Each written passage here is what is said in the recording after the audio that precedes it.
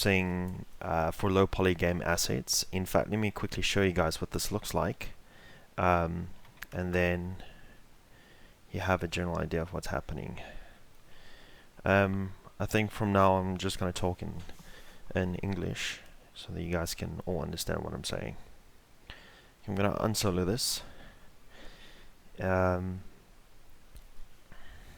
going to frame this. So for those of you who have been watching my tutorial on low poly game assets, I'm actually doing this little live session just to show some tool tips and tricks that that might be worth for you guys to see, and I'll be recording a few of these just to kind of answer some questions that you guys might have. Yep, so I'm just gonna quickly recap on what I've been saying in my own native language. For this little wooden piece, basically it started off as a very simplified primitive object that I've made in Maya. In fact, let me quickly jump to Maya so I can show you guys what I'm talking about.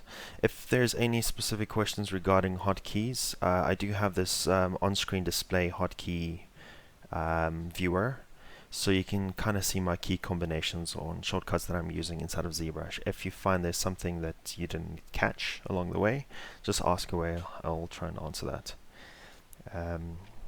So yeah.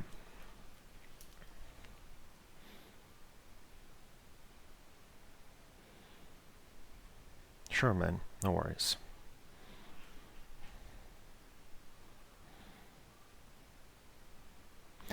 Okay, so I'm just waiting for Maya to load up.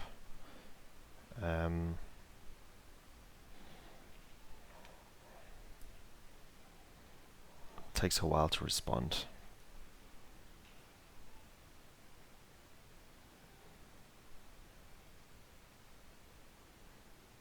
Cool, man. No, I don't mind. It's not a problem. I'd rather have everyone benefit more from it than just those who understand my native language. Okay, cool. So Maya is up and running. I can quickly show you guys what I wanted to show. So when I started with the those wooden planks, I started off with a simple polygon plane or cube, and so I've increased the dimensions, something like that, and the depth I'm just going to thin out a little bit. And once I have that, I would then use my modeling toolkit inside of Maya just to kind of split this guy up in a few divisions. And then once I have that, I would go to the component editor like vertex, and then start nudging around some of these points. Some of them may be closer together and some a bit further. Just let me know, is the music too loud for you guys? Is it annoying? Is it distracting? Should I try and turn it down? Just let me know.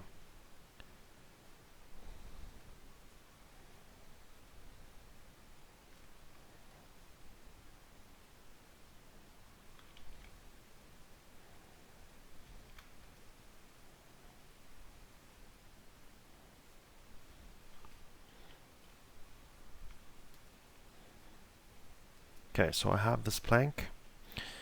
It's not the greatest plank in the world, but at least you've got the general idea of what we're working with here. So once I've moved the points around and I shaped it the way I want, I would then go ahead and select all the bounding edges of the cube and then just bevel it, and that way it supports the corners so that when I take this into ZBrush it doesn't go and round out itself too much. So a quick way to do that is simply just selecting everything in edge mode. So right click edge mode, select everything, and then any of these loops in between we don't want to have selected, so I'm holding down Control, deselecting by double clicking on these edges. I see there is a bit of a delay, but just kind of trying to follow me as I go. I'm going to apply the bevel using this bevel tool, and then we can see it bevels the corners. I'm going to increase the fractions just a bit more, and then I'm happy with this. And then I'll export this into ZBrush to then sculpt on. That's basically all I did beforehand, before taking this into ZBrush. Quickly checking my comments. Soft music would be fine, sir. We can't hear the music, so it's fine as is. Okay, cool. Hello. Excellent.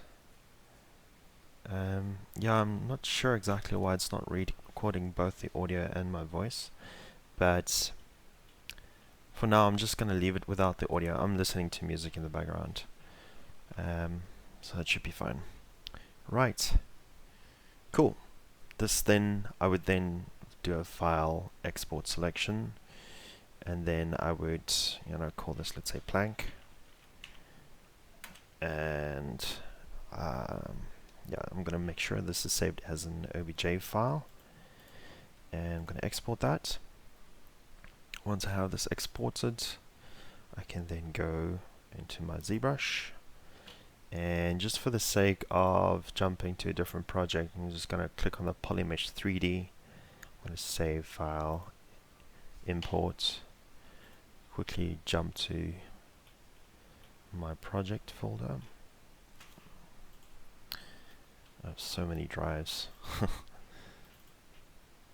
Okay, let's go to personal tutorials, and there it is, plank. I'm going to open that. It's going to replace that current Polymesh 3D with the plank. It's already in edit mode. That means I can go and manipulate the object as is. I'm going to turn on my wireframe just by clicking the polyframe button here, or Shift F. Yeah, and then from there you can use whichever brushes you want to start sculpting this. Typically I would start off maybe using the move brush, and then grabbing some of these points and nudging them around until I have, whatever I think I need.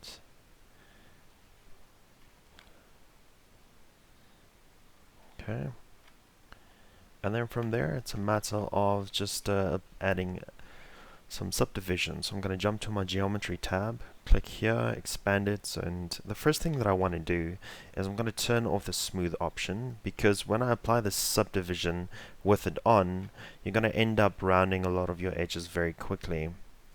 And if I turn this off, it adds the subdivisions, but it keeps the original boundary edges from your geometry. And if I click on Polymesh or Polyframe once and click on it again, you can now see that internal subdivisions. That way it kind of keeps things nice and subdivided like your typical Catmull-Clark subdivision. One other thing is, when I did the bevel, I initially started off with a triangle, and ZBrush is smart enough to, when you apply that geometry subdivision, it automatically converts that triangle into a quad, three face quads together, and that's pretty awesome. So from here on I would then go and add maybe 2 more subdivisions. At the moment I'm on 322 points. I'm going to divide one more. If I turn on Polyframe again, you can see now all those internal subdivisions as well, so it's getting quite dense now. I'm going to subdivide this now with the smooth function on, and that's going to start rounding out these edges a little bit more. You can see it's just softening the edges. I'm going to do that 3 more times until I get to 1.3 mil. And now it's pretty much ready for me to start working the geometry for my liking. But typically I would add my divisions and then go back down to a lower subdivision, like let's say 3 or 4, maybe 5. It's about 20,000 faces, and then I will hold down Shift and just kind of smooth over the edges. And that way I'm rounding out the edges, but I'm still maintaining the original box shape of my mesh. Excellent. Cool. And then from there I would then start using some of my brushes. I've already made a few custom brushes down here or you can just use from the list in your brushes section. One that I'm looking for, that I like to start off with, is going to be the trim dynamic. So there we go. I'm going to turn off my wireframe because I don't need this all the time. So I'm going to just turn this down. And I'm going to tap S, and that's going to bring up the little draw size. I'm going to click and drag that until I have the brush size that I want. And then because this is wood, it needs to be nice and rough, so you can kind of, you know, scratch some of the edges and sometimes carve deeper into it at different points. You don't want it to be even all over. You don't want to dent and scratch it all over as well. So you want to like pick in specific areas and hint at damage along the path of the wood. And you can do this on both sides if you need to, you know, show it both sides. Let me just read my comments again, because as you can see there's quite a bit of update.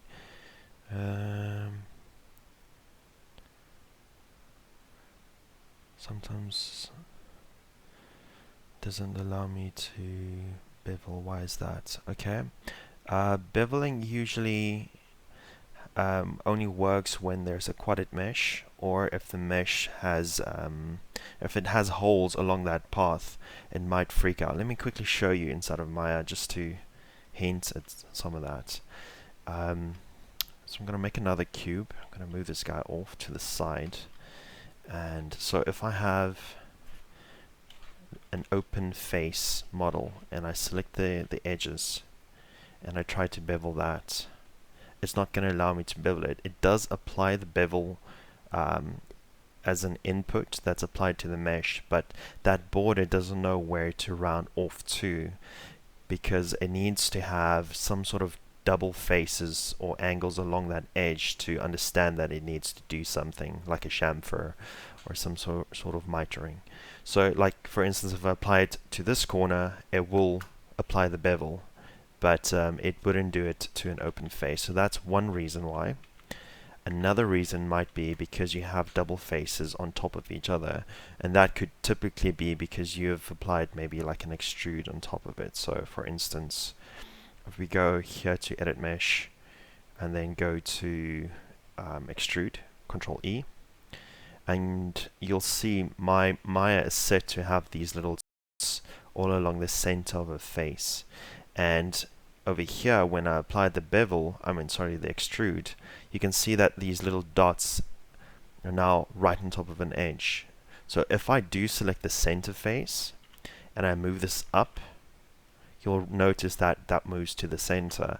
But if you forget about it, and if you leave it like that, and then you try and select this edge in edge mode, it doesn't really select just that one edge, and the other edge is actually still there. So if you go ahead and try to bevel, are there any limitations on dividing mesh in ZBrush? Well, it could be mesh limitations in terms of the amount of polygons, and also obviously the memory usage. So if you're using the 32-bit version of ZBrush, you're only allowed to use up to 4 gigs of memory. If you're using the 64-bit, you can use up to how much memory you actually have on your machine. That could be it. There might be other very specific situations for it not to work as well. So you just have to be more specific about your particular situation so I can try and assist you. How do you know how far you should take a base mesh before going on to sculpting? Okay, so that's pretty much up to how much detail you need in your mesh. Like for instance, with this plank, it's a very simplified piece of geometry. I would say if you're working with the workflow where you start off with a reference and you have to build that mesh from scratch inside of Maya or whichever modeling package of your choice, you have to try and get in most of the shapes. But things like rivets and maybe scratches, obviously you don't need to model in those kind of things. Those are more surface level detail. But silhouette changing shapes are probably the most important thing for you to keep in mind. If if I were to, in Maya for instance, press 7 just to preview like the show all lights mode, and because I don't have any lights on my scene, it shows it almost like in a silhouette shape. You have to look at this and realize that from this angle, this is still just a flat plank. So in that case, it's probably a good idea to then, address some of these angles and so on, just to make it a little bit more interesting, so that when this is viewed from an alternative angle, that this is still reading up as something recognizable as a plank. So in terms of that, you need to try and look at your model and make sure that it does have these big changing shapes in the silhouette. And that would be then, in my opinion, the furthest that you should push it before bringing it into your sculpting software. Sculpting software is literally just there to address some of the surface details. If you choose to take a different route where you create a mesh as a conceptual piece, that way you need to build everything inside of your sculpting software and then later on retopologize it. So that's my kind of thinking process along that. So you can do everything inside of your modeling package and just detail it like slightly, or how much you need. But when it comes to like conceptualized workflows, you can do everything in your sculpting software, but then you have to rebuild the mesh inside of your modeling package later. Hope that answers the question. Just quick moment, guys. I'll be back just now.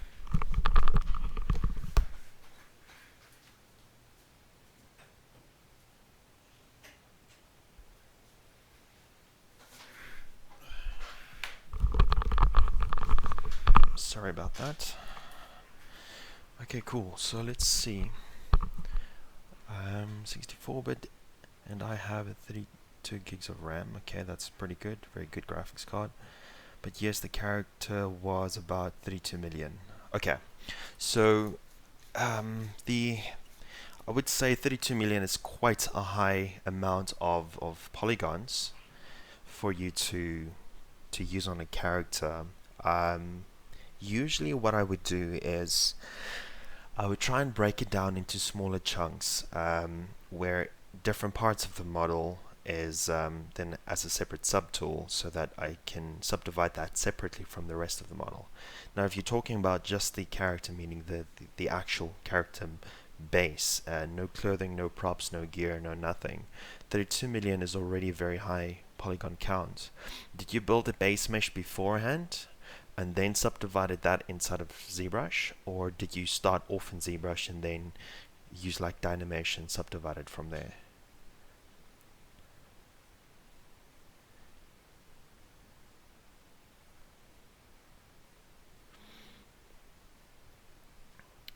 Cool, Frank. It's gonna be uploaded anyways, so if you want to go watch it afterwards, by all means, you can watch it again. Sorry about the internet connection. But yeah, just whatever you want. If you want to keep asking questions, then I'll try and answer them as much as I can.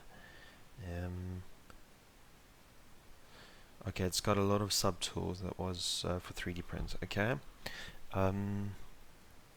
That's if I can ask you to maybe send me some pictures via my email, I can have a look at the model and then maybe help you more specifically on that. I need to be more aware of exactly the situation so I can assist you. Sorry about that. But yeah, if you do that, then maybe I can help you. Okay, so I'm going to take this piece into ZBrush. Just continue from here just to kind of show you guys the rest of the workflow. Okay, so I've got the mesh dented and sculpted and scratched on. I'm going to use the edge polish just to sharpen up some of these details. So now I'm at 300,000 polygons. I'm just sharpening some of these corners and edges. And then from there I would refine some of these details.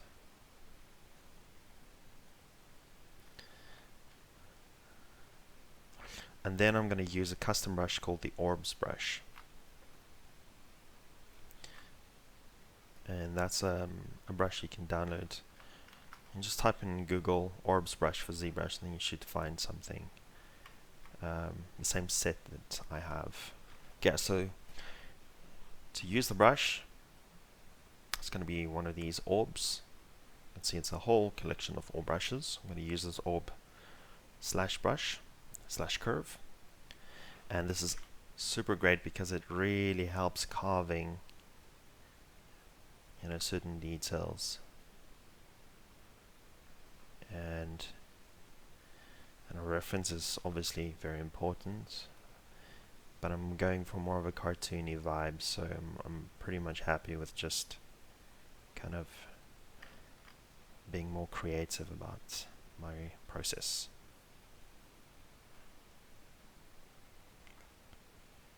Some like cartoony kind of lines like that. And then I'm going to use a bigger brush, same brush, just larger profile. I'm going to carve deeper into it.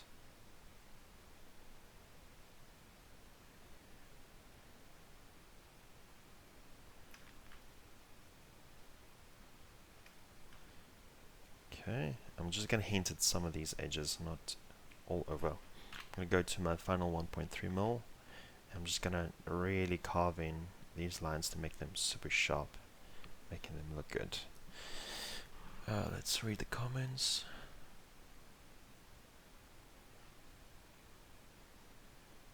Yeah, you can email me on my Gmail. You can even send me a Google Hangouts message, if you will. It's Angel Blade Kubus. I'll type it out for you guys if you need.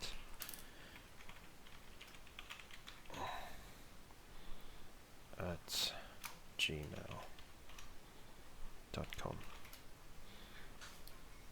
You can use that to get in contact with me. Sure, man, absolutely. I don't mind helping you guys out. Okay, cool. Pleasure. Okay, cool. So I'm going to continue from here. And again, you can see that my brush is currently set to sculpt through on the back sides as well. I'm not too concerned about that for now. I'll be fine with that. If I want to turn that feature off, that this particular orb brush kind of sculpts through to the back side, you just need to go to your brushes and then masking. Let's see, auto masking, and you can turn on this feature called back face mask. I've already made a little shortcut for it, so I can just check that. So when I make my carving, that it does not go ahead and push through to the back side. So that helps a lot as well. Excellent. Gonna be a little bit more further with this guy. Okay. I'm also going to turn on lazy brush just by pressing L, and that toggles it on. I'm going to reduce the lazy radius. You can find the stroke options under the modifiers, lazy mouse, and then using this lazy step and lazy radius. That's the same to it that I have here. Okay, so that's going to give me a little tail that allows me to be more precise with my strokes. Cool.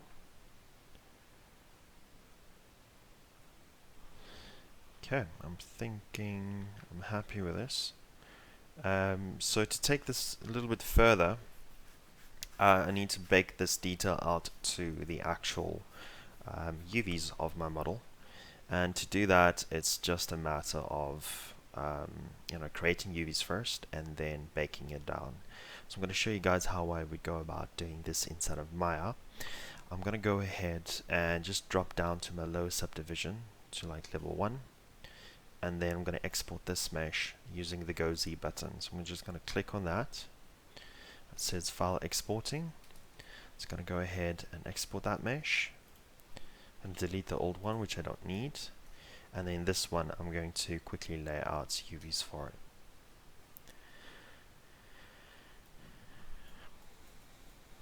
So to do that, it's literally one of the easiest processes, especially because this blanket is so simple in its design. It's very much cubical. So I'm just going to go to the UV editor. I'm going to open up that window. I'm going to go ahead and delete the old UVs. And then for my workflow, I like to do a planar projection to get this whole object straight into my UV editor.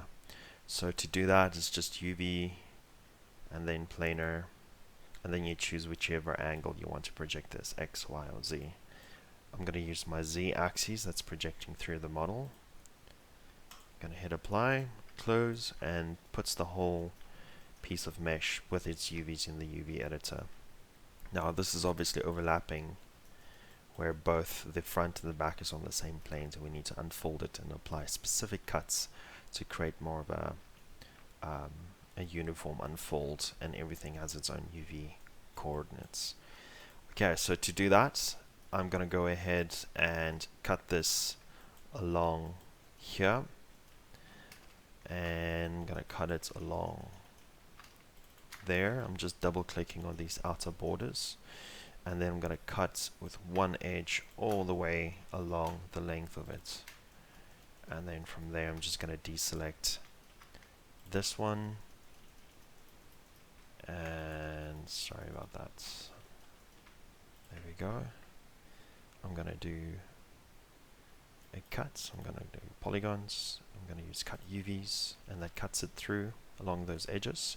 You can preview that by toggling on this border edge display, and then all we have to do is go to UVs, right click UVs, select everything, and then shift right click unfold, and that's going to unfold it for us. Finally, I want to pack it, so I'm just going to go to layout, and you can find this shortcut that I just used for unfolding either here, or I'm using a marking menu method where it's shift right click and then it brings up the menu for me. So just shift right click unfold, and then shift right click layout, and that stacks it into the 0 to 1 space for me, and this guy is ready to then take back to ZBrush. So in fact, let me go back to the UV editor and just preview for you guys the actual checker texture. I'm going to unfold. You can see there's no stretching. There's a bit of bending and warping, but for the most part it looks uniform. Everything has even grids, and it's looking good. From there, I'm just going to go ahead back to my I think it's on custom, or go Z. There we go. I'm going to click on the Go Z button, and it takes the existing plank straight into ZBrush, and it replaces the old one. And this one should now have UV coordinates. So if I click on morph UVs, you can see, oh, something happened there and messed it up. So we have to be careful. The point order might have changed along the way, so be careful for that. I'm going to do Go Z again.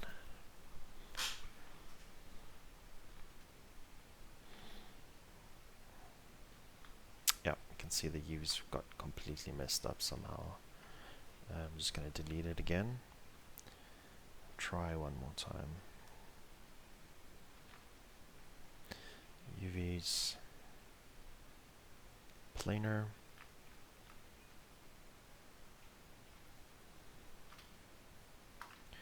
I'm going to cut there, all along there. Deselect these two edges, cut, and unfold layouts, close. Now you can either do the Go Z, sometimes that messes up, or we can just go and export this guy manually. I'm going to call this plank with UVs just for the sake of keeping track of what we are doing. And then back to ZBrush, I'm just going to go ahead, just waiting for this thing to save and wake up.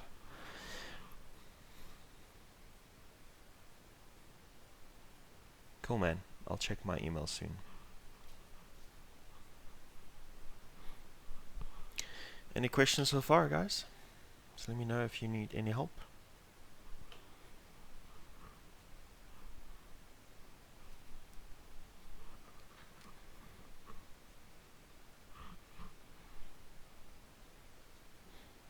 Just waiting for ZBrush.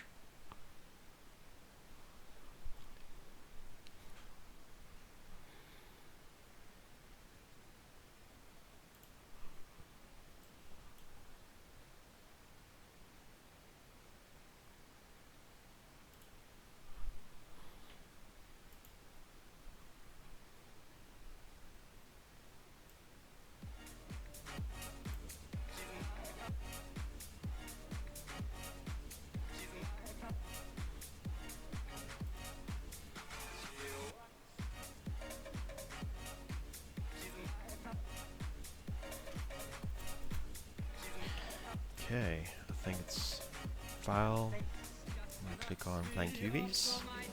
It's going to bring it in. And now if we check the morphed UVs, we can see that's looking good. We have some issue there. I'll have to check in Maya if that's the same thing. UV editor. Let's turn this thing off.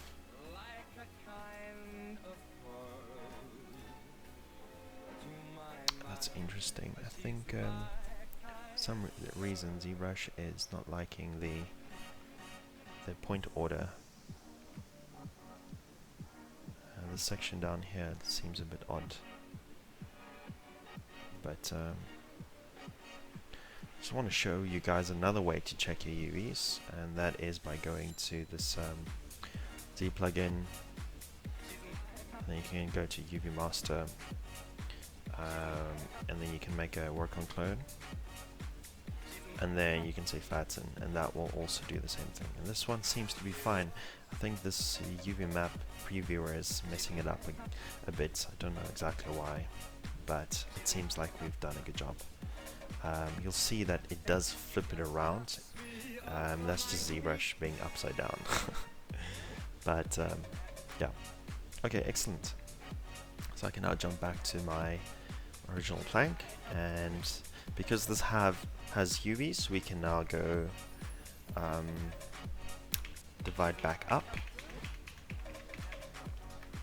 and it just updated all the subdivisions accordingly for us in the UV space as well. So now if you want to break this down to the actual UV coordinates, all we have to do is go to normal map, and then we can say create a new normal map. It's going to say you need to first be on the lowest subdivision for it to bake down. You can't be on the highest, so that's something important. So I'm just going to go down Shift D all the way down to the lowest, and then say create. It processes it, and there's our normal map, and then that normal map you can then pipe into your model inside of Maya. I'm going to show you guys how to do that. I'll also show you how I would do that using XNormals, and if I have time I'll see if I can do it in Maya as well. Excellent. So what I'm going to do is say clone this, copies the texture to the texture palette, and then from here we can just do a flips it vertically, so now it's in the right place, and then I'm going to say export. I'm just going to call this make this a PNG file, blank UVs. Let's call this underscore normal. Maybe take that out, we don't need that. Save. Excellent. I'm going to minimize this and go back to Maya. Close this. I'll select my model, right click, new material, and for now I'm just going to stick with my material, so I'm just going to use a blend for now. And we're going to go to the bump mapping section, click on the little checker box, and then in there I will go to the file node and make sure I set my bump to use tangent space instead of bump, and then in the file menu I will then go pick that file and load that. I'm going to refresh the thumbnail by just clicking on it, it's picking it up, it's reading it fine, and then we can preview the textures by pressing 6 on the keyboard. And there we have our plank sculpted. Now you'll notice that we have these super harsh edges along the base, and this is very important to keep in mind because it's going to determine whether the normal map will be good or not. For the most part, you need all your border edges of your mesh in the UV editor to be hard. So you want to go around, double click that, and just quickly go harden edges, and then all the internal lines we need to soften. So first of all, let's soften everything first. That's easier. Shift right click, soften, and then for border edges, double click, shift right click, and then harden edges. Okay, and then I need to bake this out again, so I need to do File, Export Selection. I'm going to choose UV, that one. Yes, thank you. And then back into ZBrush. Just waiting for ZBrush to save and respond.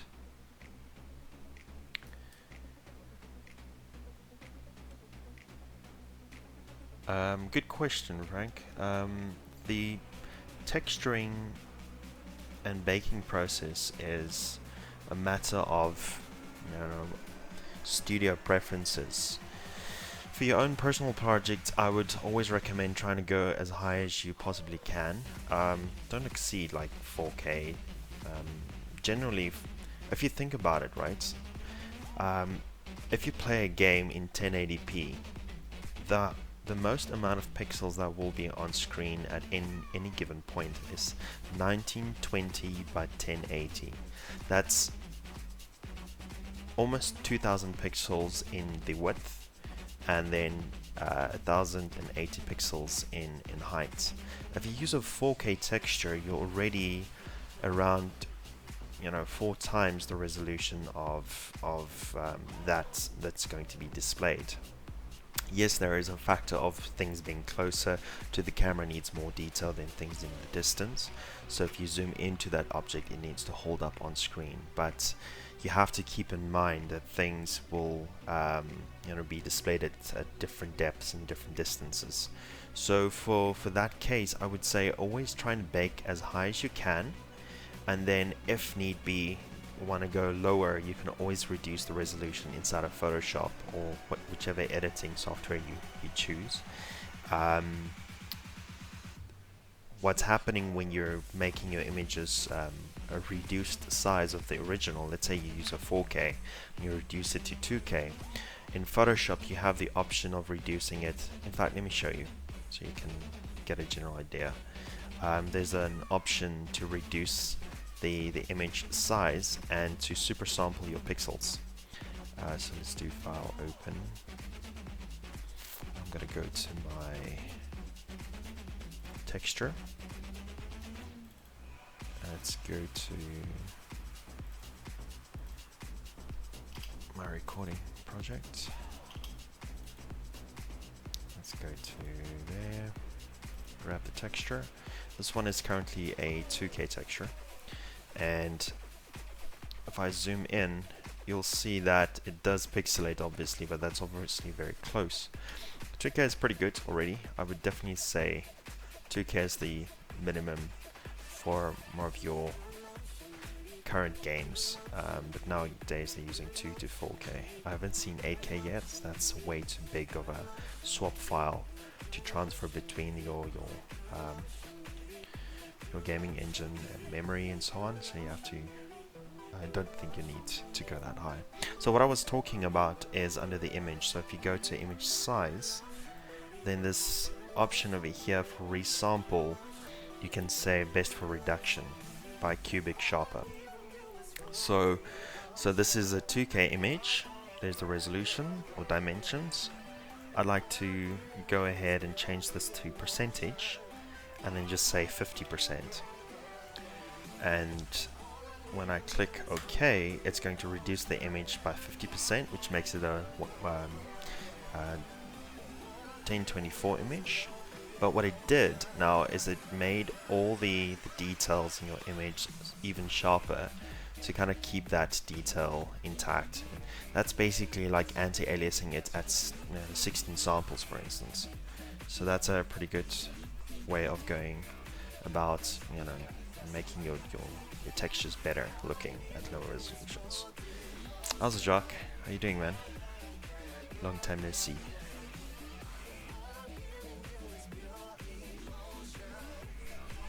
So I hope that answers your question, Frank.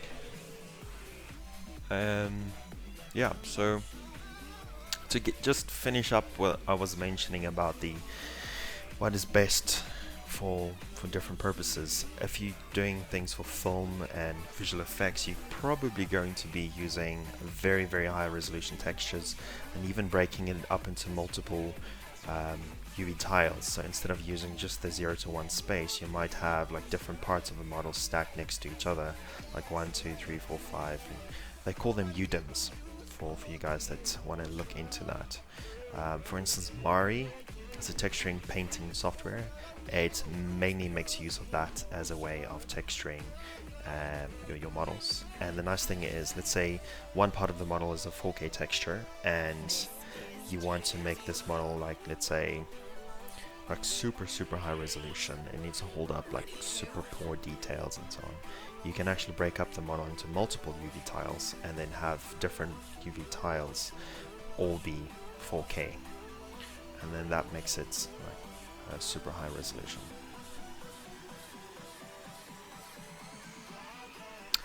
Cool. Just checking here.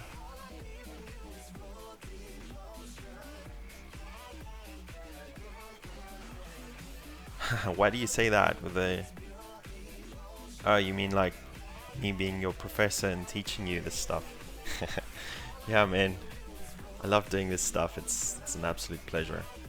You know what sucks about this industry, especially in South Africa?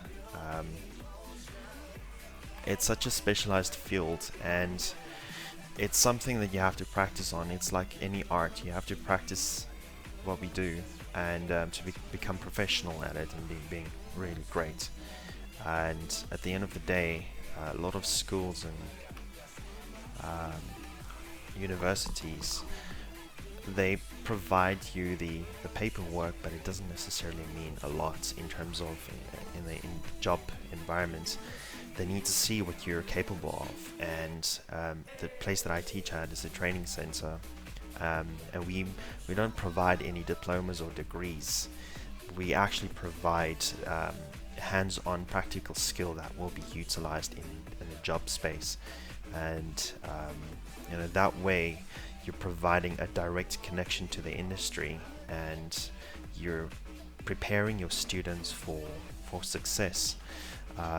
Whereas at universities, they get learning all the theories and stuff, and most of the time they will end up having to do a lot of personal practicing and self-study to get into those into a place where they can be professional and usable in the workplace. So with that in mind, it just means that there's not many parents that believe that, oh, my student or my kid needs to have a degree or diploma to be successful in life, and that's not always the case, especially in the artistic field. It's more about the portfolio, and it's kind of sad because a lot of places and schools, like for instance the training center where I'm teaching at, is really struggling to find students. And I hope this is a big reminder to everyone that's watching this. You have to practice your skill. No piece of paper or diploma will really mean anything to you, because they will just look at your portfolio and your show reel at the end of the day. When you're going for a job interview, they don't want to see a piece of paper that says, oh, you've done 3 years of studying this and that. You need to be able to prove that. So yeah, I can see some of my old students are actually watching, And if you guys care to comment about that yourself and give your own input about that, by all means, please do that. I would really appreciate that. Okay, anyway, so I was still talking about this. I'm kind of getting distracted from what I'm actually working on. So you can see these harsh black lines, and that's because when it baked, these black lines are just transitioning of normals over a very sharp edge, and that typically causes these really ugly lines. So you just have to kind of work around them. So I'm going to show you guys how to do that. So first of all, you need to make sure that all the internal edges are soft, and then the border edges of your actual UVs, they need to be hard. And to do that, like I said, it's just select all the edges, and then you would go to mesh display, and you can say soften edges, and then you can also then go to your UV editor and then go to edge mode, double click, and then that you can then go and say harden edges, and that way when we bake this out again inside of ZBrush, hopefully we will have a better bake. Let's just quickly re-export that again. I'm going to turn on normals and smoothing, just to kind of maintain the information from that. I'm going to say save. Yes, I would like to overwrite. And then back in ZBrush, we're going to unload my texture on both ends. I'm going to do file imports. This guy. And let's try and see that baking again. If this doesn't work in ZBrush, then I'm going to show you guys how I would do that in XNormals, my preferred package of baking. Create normal map. Okay. And then I'm just going to clone this one more time. Go back to texture palettes. I'm going to flip this around. And then I'm going to do an export. I'm going to call this O2. And then let's see if this is looking any better. I'm gonna just reopen the new file. Okay, it's looking the same, and I think it's because ZBrush doesn't really have the option for you to kind of choose. Maybe let me turn this on, make that out again. See if I get a better bake.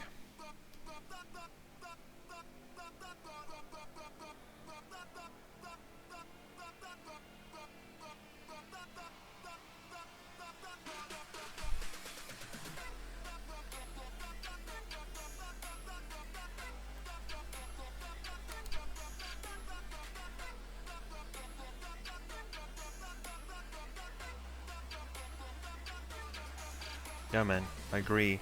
Just a lot of times we have to be super committed to our work and push on regardless of the schools that we are getting training from. A lot of times you don't have instructors that has any knowledge in the industry, and maybe they do sometimes, but just maybe they don't know how to teach it. I've made a career purely off of teaching people and building workflows that's easy to replicate and make everyone be able to do this stuff without any hiccups and difficulty.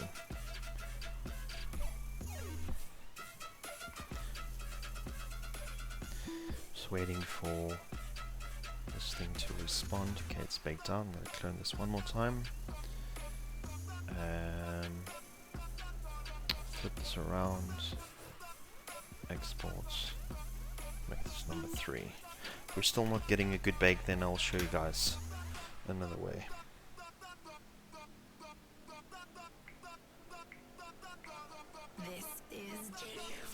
Okay, sorry, I'm just quickly here on my phone.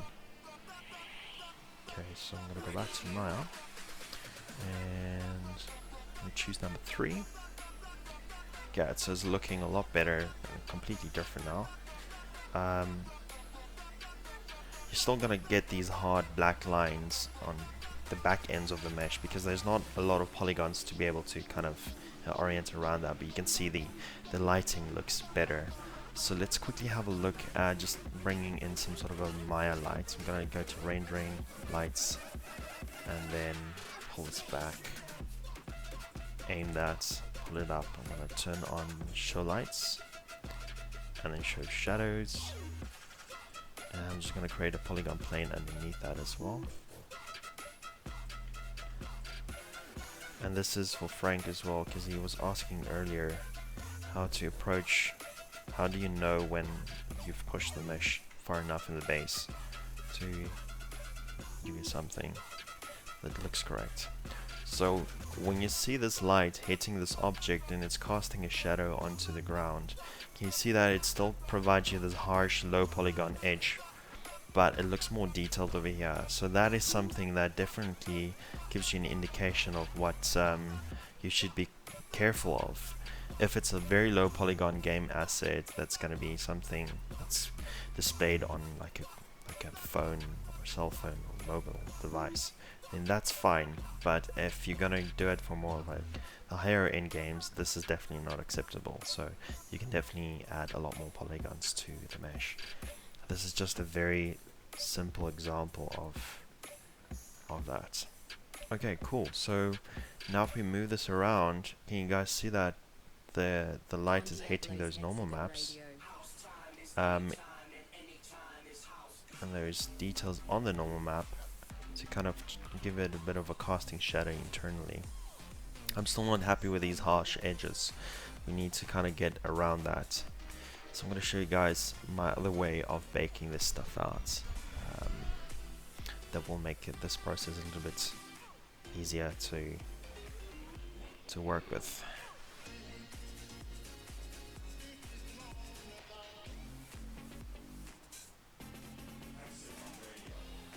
Cool, thanks Jock. That's exactly what I was saying.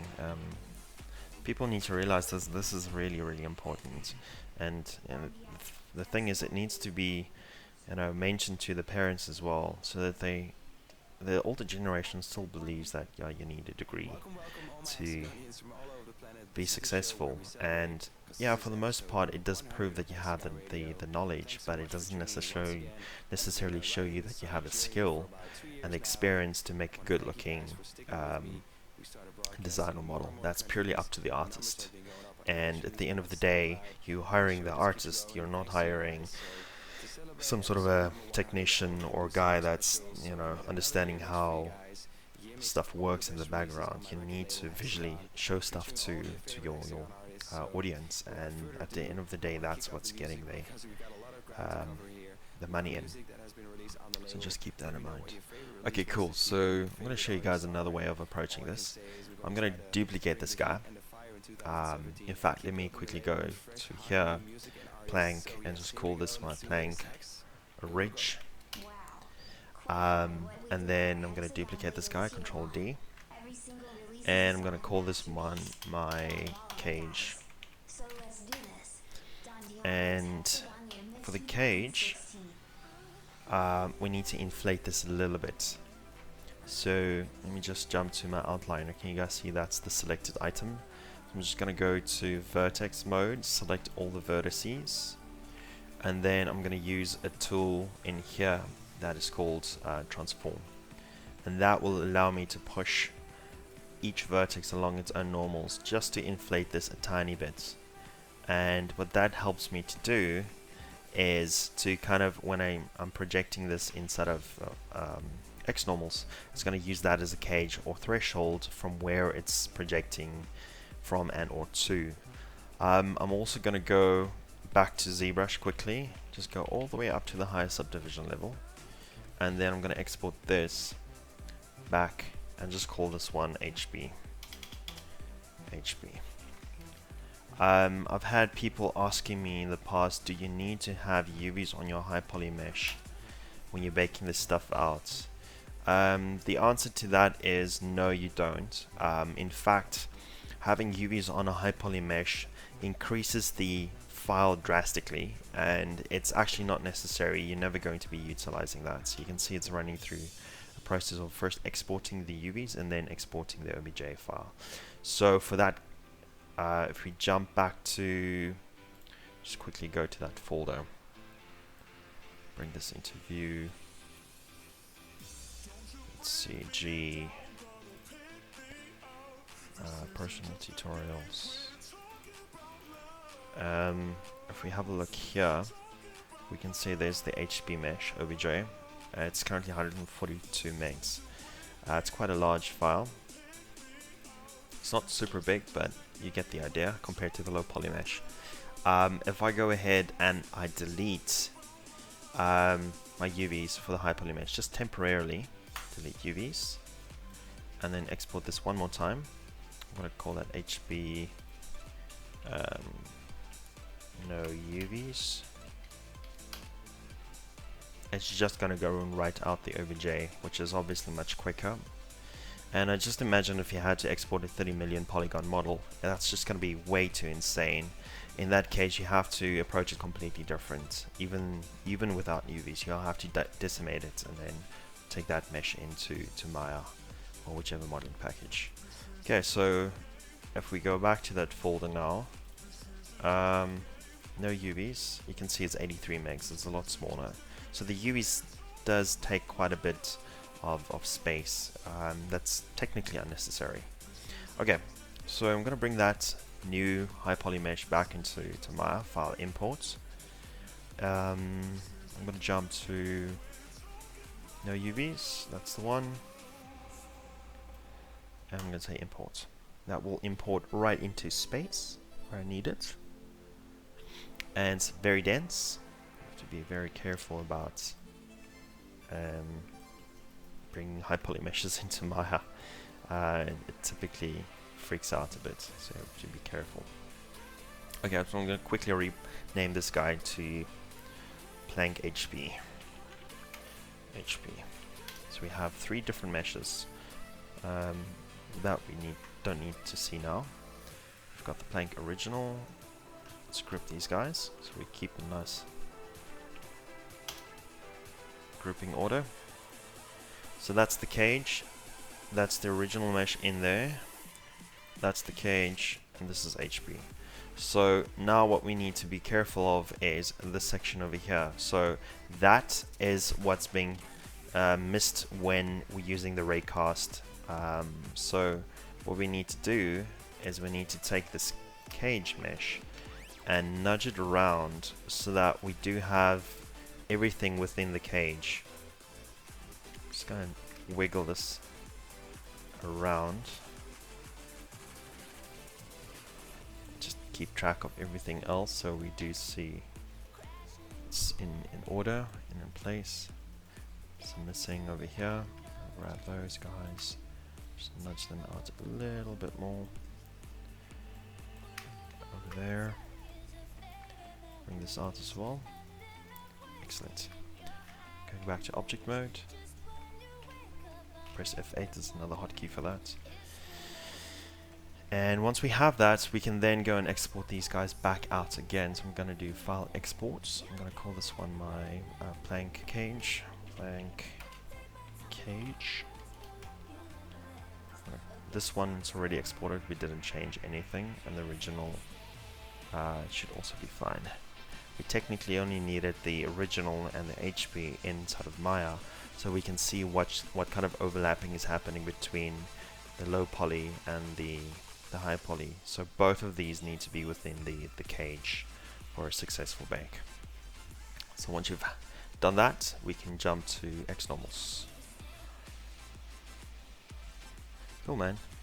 Yeah, definitely download it afterwards. Enjoy. Okay, so this is a little old faithful XNormal. It's a free software that you can download from the internet. Really good baking tool. You guys will have to check it out. It's pretty awesome. So basically how it works is you load in your high poly mesh, your low poly mesh, and then you choose the baking type of maps that you want to extract from it. I'm going to go to high poly mesh. I'm just going to go say add meshes and quickly jump to that folder, and we're going to choose the high poly mesh, HP with no UVs, and then low poly mesh. I'm going to right click, add meshes. I'm going to say plank UVs, open that, and I'm going to right click on it and choose browse for external cage, and that's the blank cage that we made. So it's going to ask you, just make sure that it has the same topology and nothing changed. So you can't do like bevels or add extra insert edge loops or those kind of things. You have to keep it exactly the same as the low poly mesh. If it doesn't work, that means you've changed something between the low poly mesh and your cage. So do that, and then I usually go through the process of raycast calculation for the max and min distance, and that you can do under your tools. I'm just going to jump there and then choose the ray distance calculator. That's the only mesh that was loaded in, so it will only be that one that's popping up. I'm going to click on start to run through the process calculating the information, and then it's now generating the maximum and minimum raycast distances. I typically leave this for about 15 to 20 seconds, or what you can do is just look at the numbers and see if they're still changing. If they're still changing quite rapidly, that means then just leave it for a little bit longer, and after a few seconds, if they're static, then you can say stop. Once you're done, you can say copy, you can close this, and you'll see that value has now been moved into the low definition meshes window over here. So now we've processed all this stuff. Now we need to go to the baking, and over here we can choose the maps that we want to bake. Many different kinds of maps. I'm going to choose normal, and I'm going to choose, let's say, 2K for now, and I'm going to choose edge padding of maybe 4 pixels, and then I'm going to choose an output path, same folder as what I've been working on. I'm going to choose that. I'm going to give it a name, say plank bake xn for x normals. I'm going to make sure I choose my file format. Let's choose PNG for now, and I'm going to say save. Excellent. So then from there you can choose your anti-aliasing, and this is quite important. Remember when I did the Photoshop demonstration, I was talking about the different anti-aliasing super sampling methods. So if you want to have a very high resolution map and then reduce it down, you don't need to add the anti-aliasing over here. Just bake it at, let's say, 4K or 8K, and then you can reduce the image in Photoshop. That's pretty much instantly. If you add higher super sampling or anti-aliasing over here, that will mean that the actual calculation of the normal map or whichever other maps will take even longer, so just be careful of that. So for now I'm just going to keep it anti-aliasing of, let's say, maybe 2, and actually we don't need, yeah, this is fine. What's going to happen is it will automatically look at the map types and then add that as an underscore and then the name of the map. So you don't need to type in X normal and then say normal map or convexity map or ambient occlusion map. Just leave it as the name of the object, and it will add that as a suffix for you automatically. So I'm going to hit generate, and it's going to generate the actual map, preparing it, and it goes ahead and bakes it and then inflates that last few pixels outside. I'm going to say close, and I'm going to hide my cage. Control H, I'm going to hide my poly mesh as well, and just look at my original. So 6. Let's quickly have a look at the differences between those two maps inside of here. First of all, that's the first image, and this is going to be the second image. I'm going to see if I can open both of them side by side.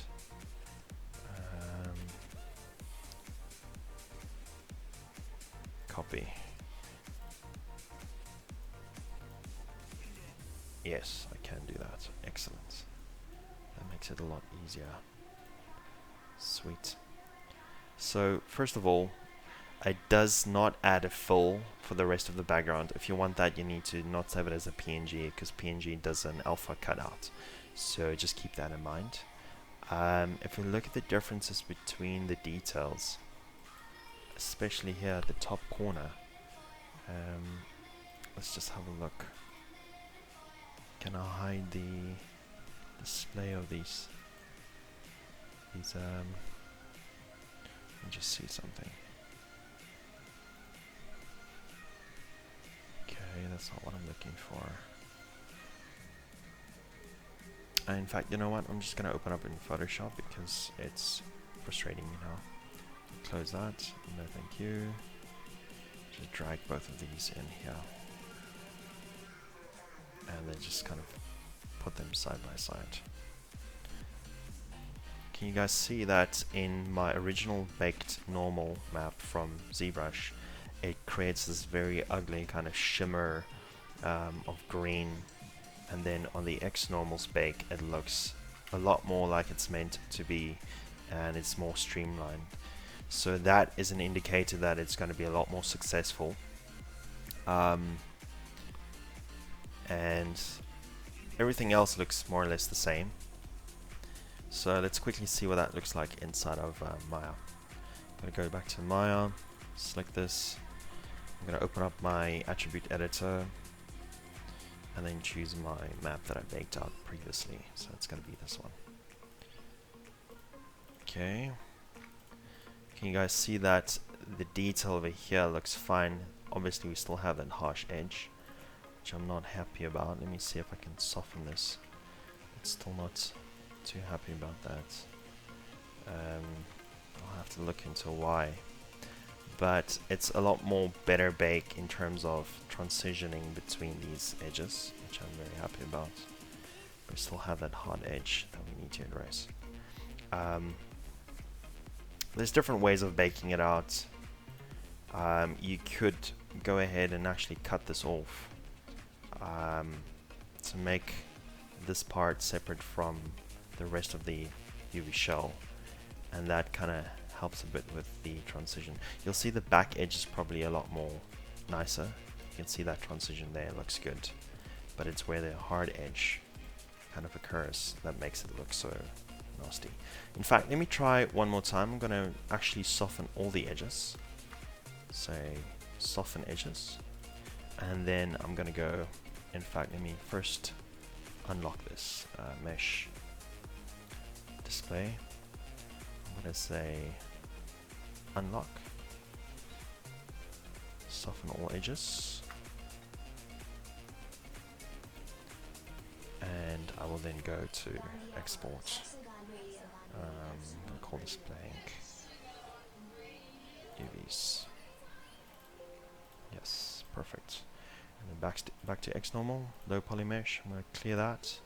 Right click, add blank UVs, and then right click, browse for external cage. Yes. Do the quick calculation. Selected, go. Let's see if there's any other questions so far. Is everyone happy?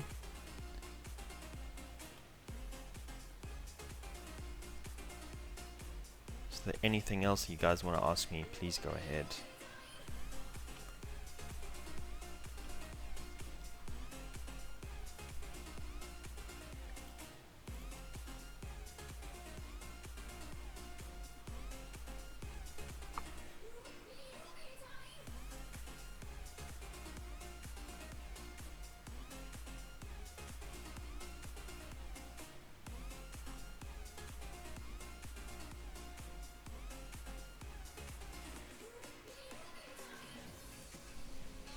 Okay, I'm going to leave that. That's good.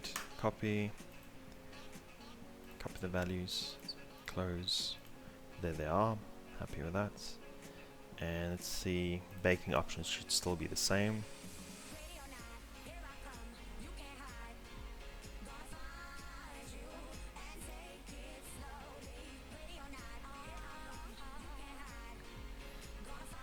Let's see.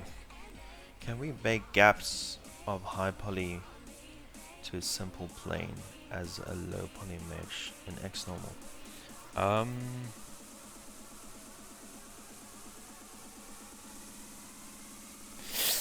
yeah, maybe.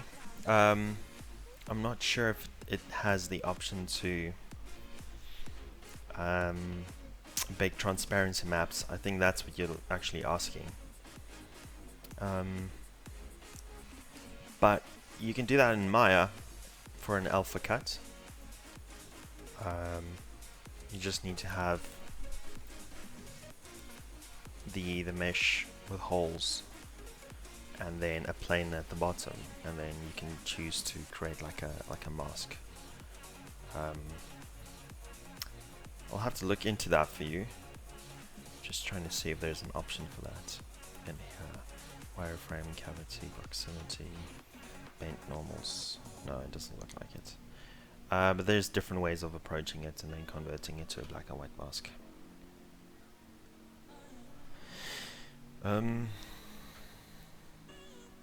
Yeah, I know the Blender workflow is a bit easier, Frank, because it's an all-inclusive package. Maya was never designed to be a sculpting tool, even though it does have some new sculpting brushes and stuff over here. But the thing is, going between Maya and ZBrush is also not that much of a deal. I think for any beginner, it seems like such a hassle to go between all these different packages because you have to learn them and so on. In that case, Blender is definitely the easiest thing. But in terms of industry standards, you will find that mostly in the States and pretty much all over the world, Maya is a standard package for modeling. I'm not saying that you shouldn't be learning Blender at all. I think Blender fits in pretty much perfectly in any workflow for that matter. It's just when you go to a studio, they will probably require you to be able to work inside of Maya or 3D Studio Max. Yeah, so there's a lot of other indie kind of developers that's making use of Blender as their main package as well, because it's free. You have everything included into it, and that makes it a lot easier. Let me see. I think I've overwritten the old one. I'm still getting this harsh edge. I'm going to try and see if I can change my UV details here. I'm going to shrink this a little bit.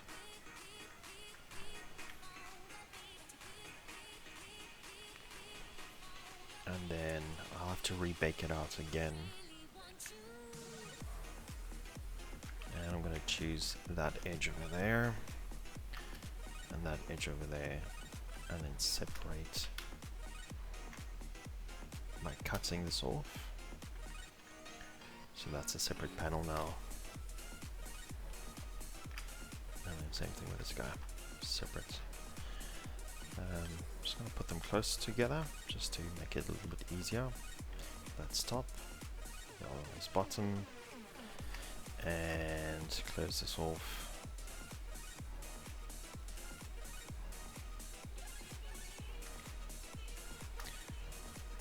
Harden these edges, shift right click, harden edges,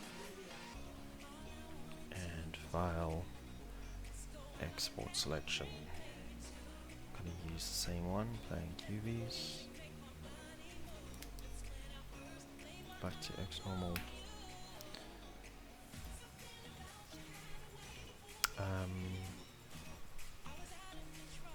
I'm not sure if you can just refresh it by saying click over here. Let's try. Hopefully we're lucky. Discard back faces on hits. None of that's important right now. Edge padding is fine. Click generate.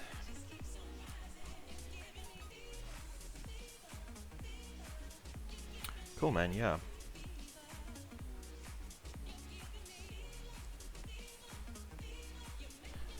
I'll have to look at your question. Let's open up Skype just to quickly read that.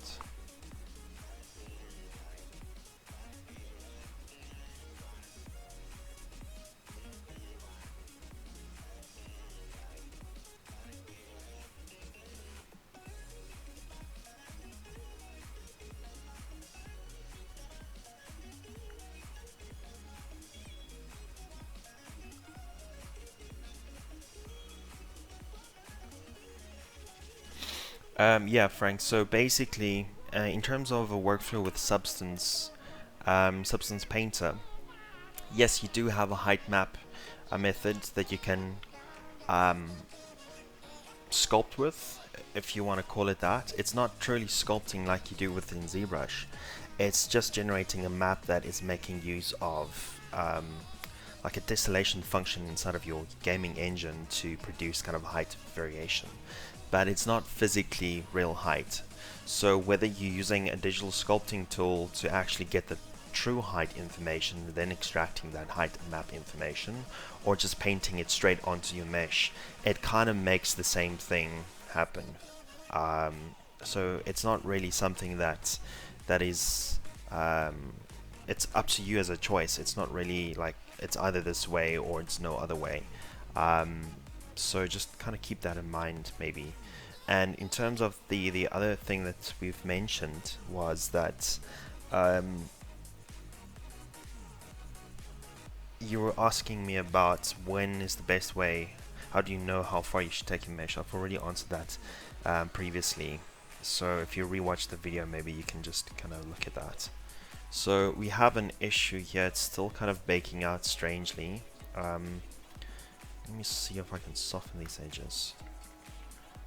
That's still not doing it.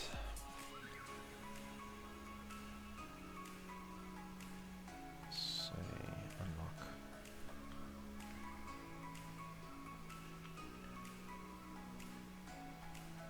See if I can render this out.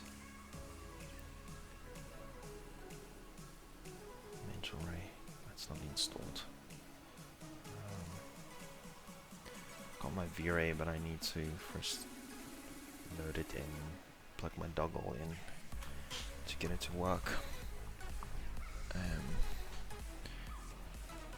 me see, I wonder if I have something else installed I can preview this with.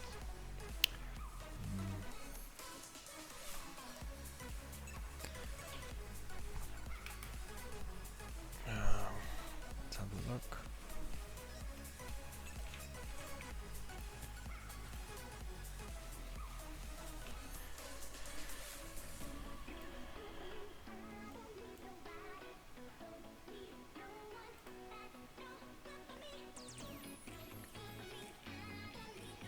And I'm just doing something off screen, guys. Just keep with me.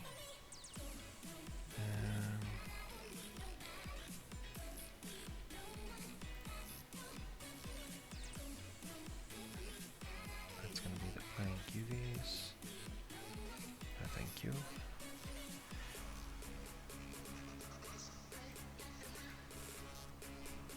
Loading the normal map. It's gonna be.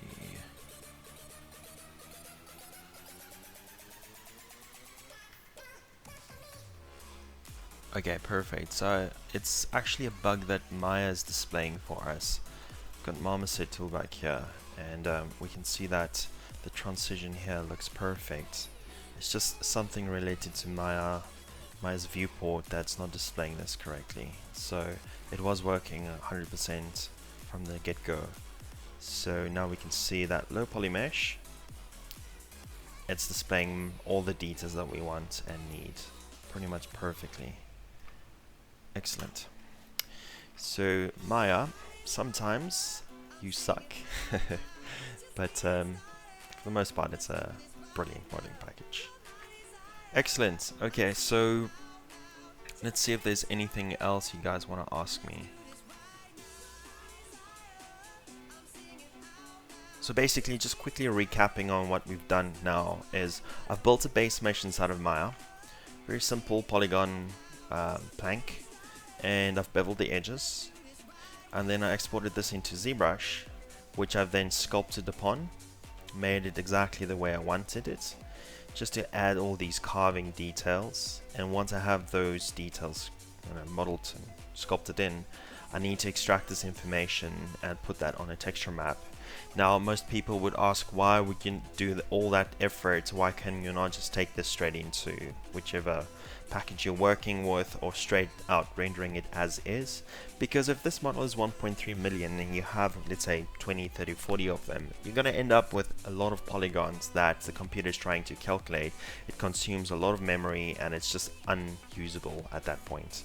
In fact, if you go anything above 2 to 3 million polygons inside of Maya, it's going to start lagging exceptionally high, and then you're going to end up getting frustrated. So a workflow for that is to essentially take the details that you've sculpted on your high poly mesh and then bake that information down to a texture like a normal map, and then take that texture and plug it back in onto your low poly mesh inside of Maya. And it doesn't have to be Maya, it could be any modeling package for that matter, or any rendering package for that matter. And then you can also bring it into, like Mama said, like I showed you guys just now. So it's just different ways of working about it. Any other questions? Yeah, that's correct. Maybe the DirectX 11 preview will work better. I am using the viewport too. I just need to go to my preferences and make sure it is set up properly. I haven't done that for my where's this again? I think it's can't remember. It's view cube. No, it's going to be a display maybe. Yeah, it is set to OpenGL. I should maybe switch that to DirectX. It does say that I need to restart Maya first, so let's quickly try that. Maybe that will work better. I'm going to save the Maya scene, save scene as, just as a blanket tutorial.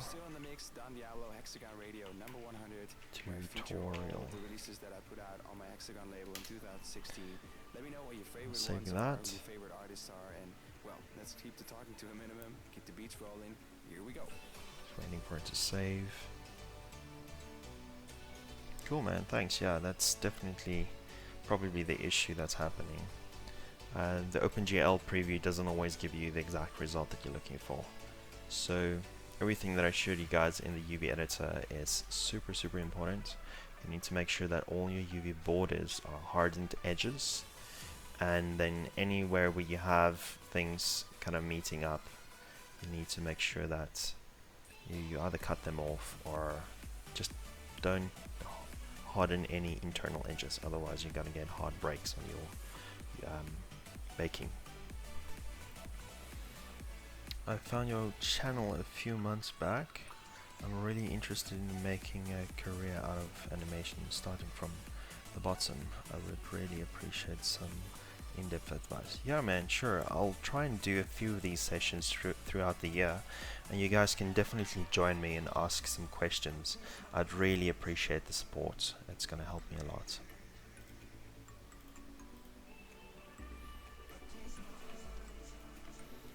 Okay, so let's see. After this has been saved, I'm just going to quickly quit. Let's quit.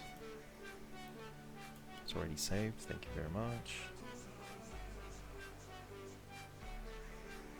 It's closing down, reopening it again.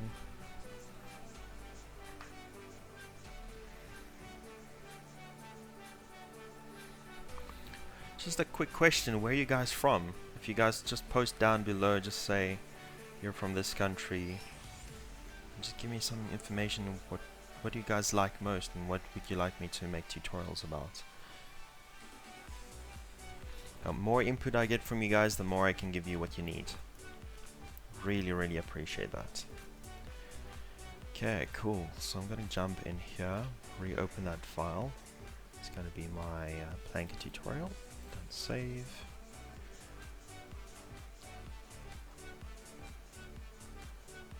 The music is actually on SoundCloud.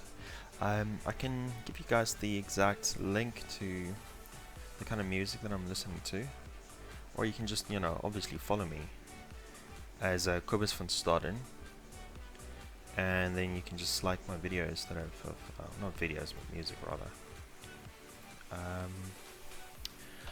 The playlist is by a guy by the name of Don Diablo, and he's like a DJ mixing other songs together and his own stuff as well. It's really, really awesome. I'm glad you guys liking it.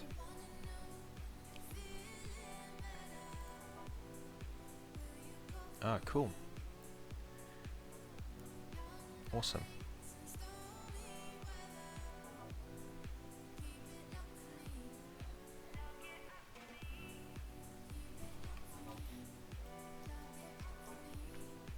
Okay, let's see. It's on viewport 2.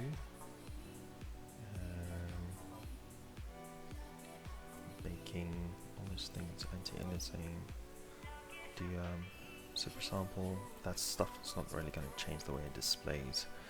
I do know that there is a Maya.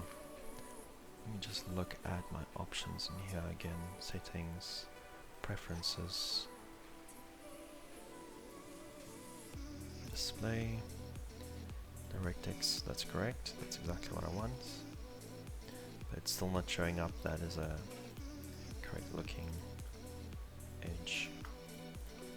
It's strange, it's very, very strange. I think we can make use of the new DX11 material that's been in there for a while, so DX11 shader, and then we can just go to maybe clear my history.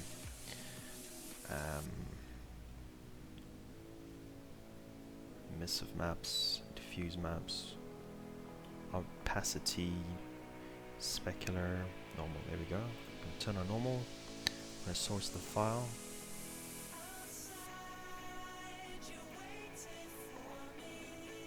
Yep, that's exactly what I'm looking for. So it's working perfectly the way I was expecting it to. It's just the viewport 2 sometimes doesn't work very well. I think it's the Lambert, or sorry, the blend material that's messing up. That's causing it to freak out. That's probably the issue. Okay, cool. So in fact, I'm gonna push this as far as I can. Actually, show you guys how I would go ahead and process this inside of Quixel. You know, texture that. I'm not gonna use Substance Painter for it. I'll do that one as a separate little thingy, and we can take it from there. First of all, I'm going to bake out a few maps. I still need to go into XNormal and choose maybe ambient occlusion. I'm going to uncheck the normal map. I don't need that anymore. So in XNormal, so I'm just going to set the ray cast to about, let's keep it to 128 for now. It's going to be a bit grainy, but it should be fine. I'm also going to try and push the angles as high as I can. It only goes up to 179.5 as the highest angle for the occlusion, and that helps to kind of capture all those little crevices. Let's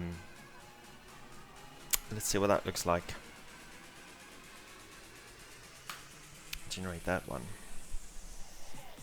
This one will take a lot longer. The ambient occlusion is definitely a lot more expensive to calculate.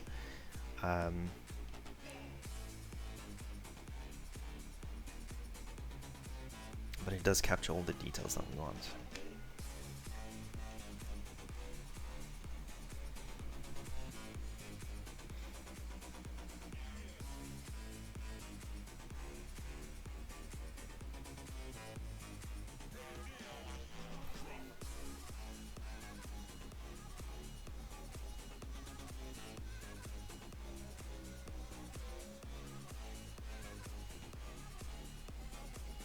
Hey, are you guys speaking Russian here? What's this language?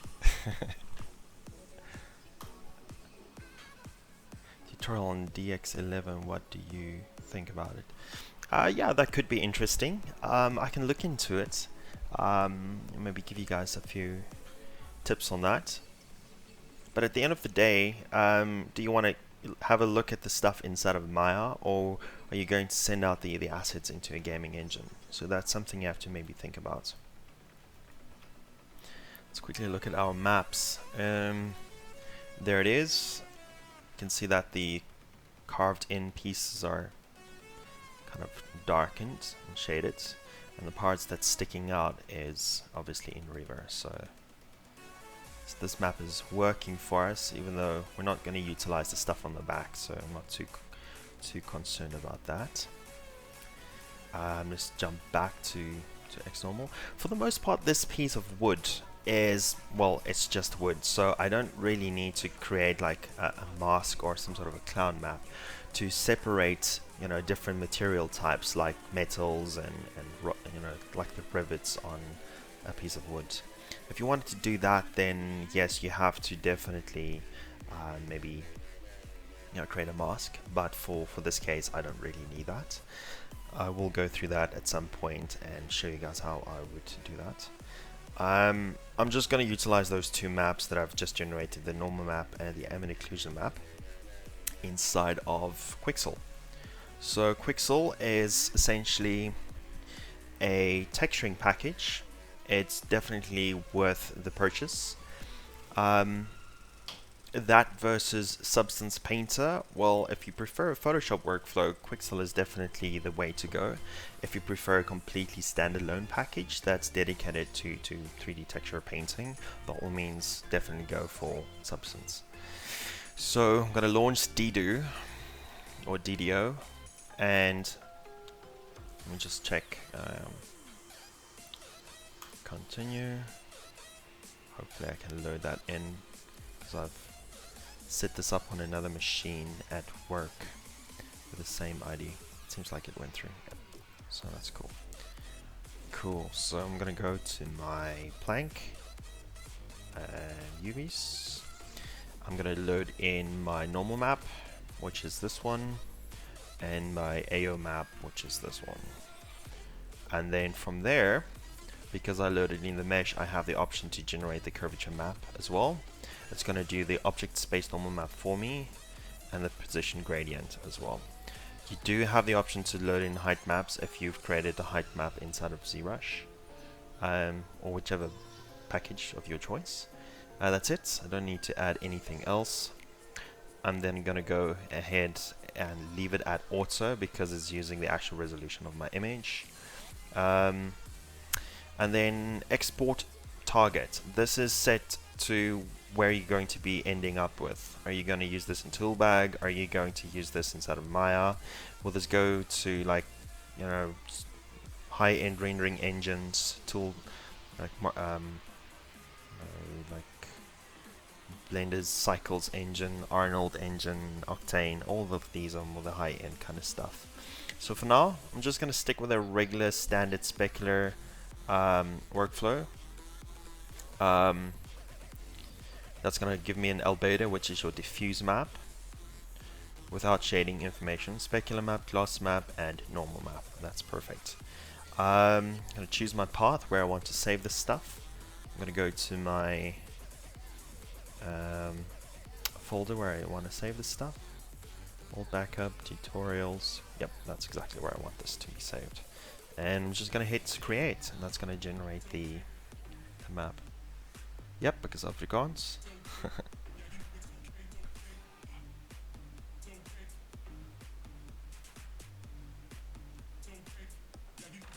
Nope, I'm not from the USA. I'm from South Africa.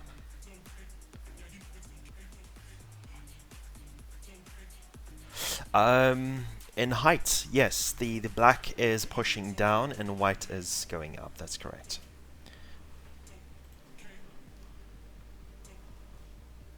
Right, so once I've loaded in the package, I've loaded in the textures and I generated it. I'm just click on 3D window. It's going to generate the 3D window for me. There's the plank, and we can rotate the light around while holding down shift and then right clicking. You can rotate that around. Then using alt to zoom in and out, and then alt middle mouse to pan. It's exactly like Maya's shortcuts. And from there we can preview the different types of maps over here. I don't have any maps generated yet, so it's not going to show me anything. It only shows me the normals as well as the ambient occlusion casted in there. You can go and bake out other things in here. You can also import new things. You can reduce the ambient occlusion effect so it's not too intense. Yeah, so let's get started. So basically, the first thing that you want to do is you want to decide, do you want to do it very quickly or you want to take the long route that's more controlled. The quick way is just applying smart materials, and that's pretty much it, and you're done. But if you're going to go for the more kind of methodical workflow, then clean layers, and then that gives you more control. So I'm just going to show you guys the easy way. So by adding like a smart material, I'm going to click on that, and it gives you like a list of very cool looking materials all over the place.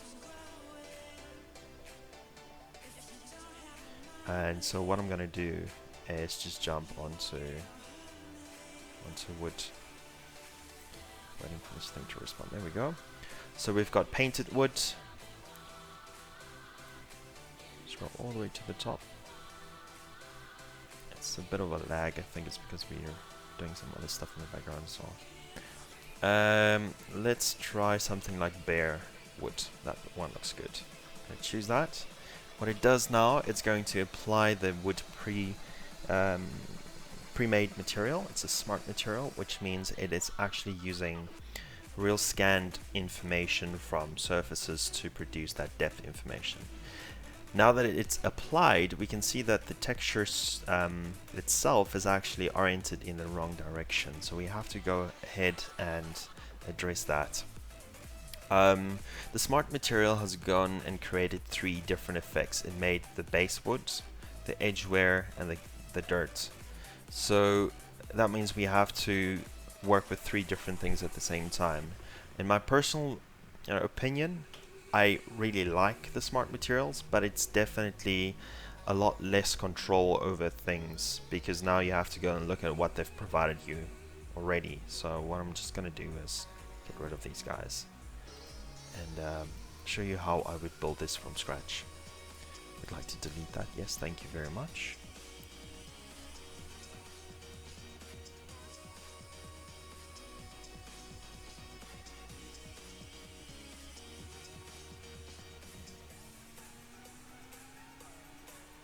Yeah, man. I am from South Africa, so it will make sense for me to have a South African accent.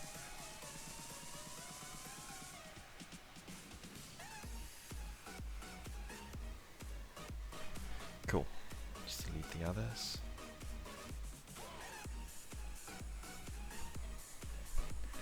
Delete that one as well. And then I'm going to start from scratch. Show you guys how I would go about it. Excellent. So I'm going to start with the add material. And then with the material, I'm just going to go to wood. And let's choose bare wood.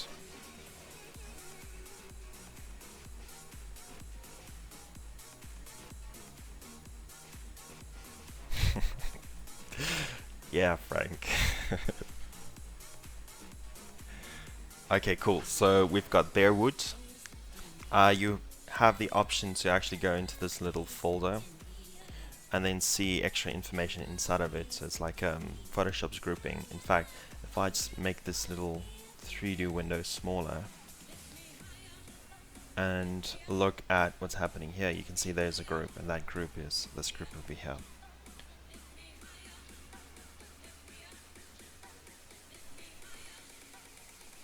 Okay, so let's have a look.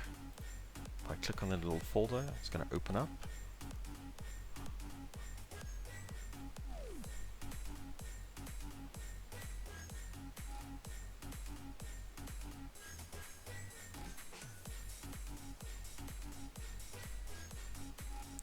Come on. Oh, you have to double click. Oh, we're having a crash here. And oh, wonderful Quixel, thank you for bringing me this wonderful crash. At least it's smart enough to activate license. Thank you very much. If your project is still open, it will just pick up from there, which is kind of cool. Okay, when you open it up, it actually shows you information inside of that. So the background. Okay, so let's just look at if I turn this off. In fact, let me open up my 3D window.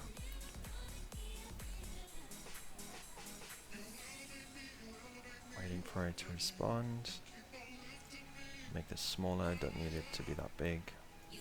Zoom in, change my lighting direction. Okay. So that turns that texture off.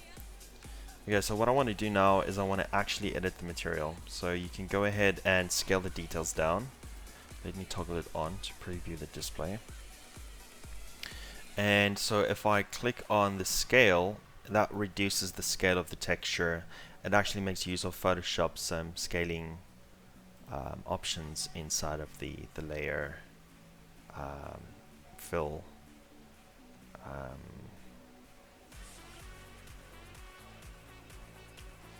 I'll show you guys that on maybe a separate document, but it's going to take a bit of time. You see that it's repeating the same texture 3 times now. So if I make this 2, or -2 rather, it just repeats that and makes the detail of the texture smaller. Keeps the same resolution, but it becomes smaller on the actual display of the model. So that's pretty cool. For now I'm just going to stick it to -1. I don't need that to change. You will also see I am on albedo, which is the color information, pure diffuse, no shading information. And you can use this texture intensity to increase the intensity of that texture to be more sharper, if that is what you're kind of looking for. So I'm just going to reduce that to something more even, more subtle. You have options over here to choose the different blending modes of how these layers are stacked on top of each other, and that just affects the Photoshop layers. I'm not going to be changing anything there. What I do need to do is change the orientation of this texture. So if you right click on it, you can change it using the rotation over here. So I'm just going to say rotate 90 clockwise. It processes it, and what it does is literally just swaps the texture around 90 degrees, so it flows in a 90-degree direction from the texture. And if we have a look at this, that's looking a lot better already. Now we're kind of mixing a cartoony kind of feeling with more realistic kind of texture. That might be something that you want. It might not be something that you want. I'm just showing you guys the workflow that you can use with Quixel. This is not something that I would end up with at the end of the day. I'll probably hand paint most of the stuff myself. Right, so I'm going to go ahead and jump to create a brand new material, put that on top. So I'm going to click on, this time let's say add clean layer.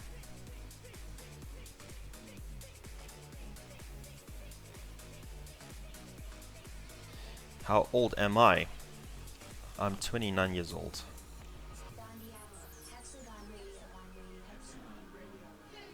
That is a Photoshop plugin. It's called Quixel. You can download that from the quixel.se website. It's specially designed for the use of 3D artists texturing their models. But it basically makes use of Photoshop workflow to create the textures. Whereas Substance Painter is a completely standalone software. It doesn't have anything to do with Photoshop. It's a freaking awesome plugin. It's super easy, and the nice thing is you can like keep building brand new smart materials. You can generate your own materials, and then from that you can save them and reuse them over and over as many times as you like. Especially when you have a big scene that you need to model, it really helps the process. I'm going to use new materials. I'm going to click on Load Material.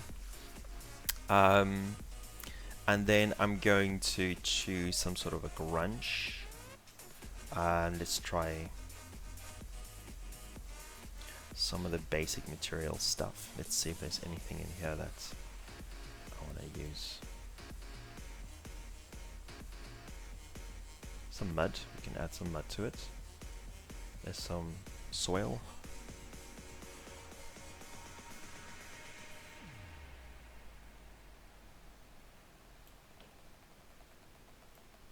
Metals, skins, plastics. Trying to find something.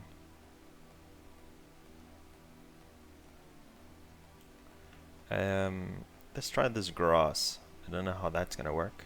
I was trying to see if there's maybe like a mossy texture. Let's try vegetation. No. I'm just going to use that for now. It should kind of explain the concept. So I'm just applying the mossy texture as that color fill, and that will fill the whole object. And I'm going to reduce the detail quite a lot so that we can't really identify the separate the grass blades. And that kind of gives you a very thick, mossy kind of vibe. And then from there, I can add a mask, which is called the Dynamask. This is pretty cool. Basically, it makes use of filters inside of Photoshop, as well as the actual maps that we have generated previously to identify height and depth and curvature and so on to apply different effects. So this window pops up asking you, do you want to preview this in full color mode, or would you like to preview this in quick edit mode that gives you just a black and white mask? Well, it's up to you. It also depends on your computer performance. I'm just going to choose yes for now.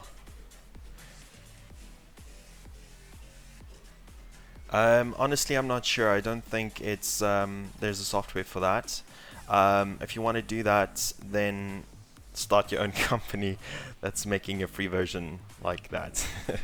Honestly, it's such a specialized field, and you know, for something that gives you that much control over your model, it's you're gonna have to spend a lot of time programming different effects and so on.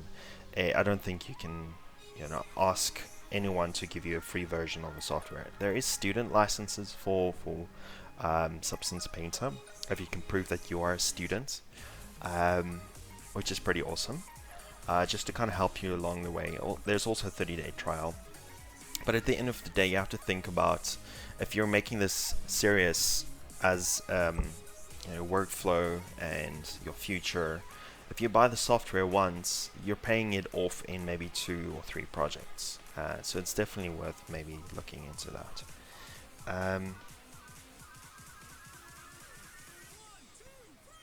Okay, cool. So let me continue what I was doing. So this is the Dynamask window. We have different options that we can already choose from. That's already combining different kinds of masking effects from those different maps. So I'm just going to choose a very simple one, like let's say this. That's dirt. Dirt should be an okay-ish one. So I'm going to choose that. It's generating something in the background.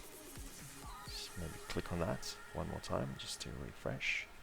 It's going to go ahead and generate the mask for us over there, and you can see then it applies the dirt based off of these sliders down here. So it's using 80% of the texture itself. It uses 100% of the ambient occlusion, 100% of the curvature, and you get the idea. So you can at any given point reduce the effect by reducing the percentage of how much that is applying it, and that will get processed and then apply the effect for us. So if you want even more control within each of these parameters, then you can go into the advanced options, but let's play with just what we have right now. I'm going to say full on texture input.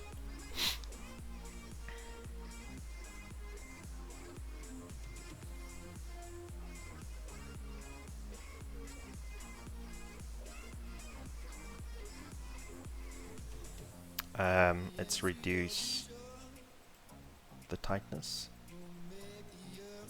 and you can see how that's changing it, and the effect is now gradually applying that kind of mossy texture over the wood itself. So if we increase the tightness, it's going to apply the effect only in the tighter areas. Usually that would be along where the mask is black. You can also invert it as well. Yeah, so I'm just going to reduce this to about 60%. The contrast, we can increase that, and that's just going to sharpen the transition. Or it might lower it.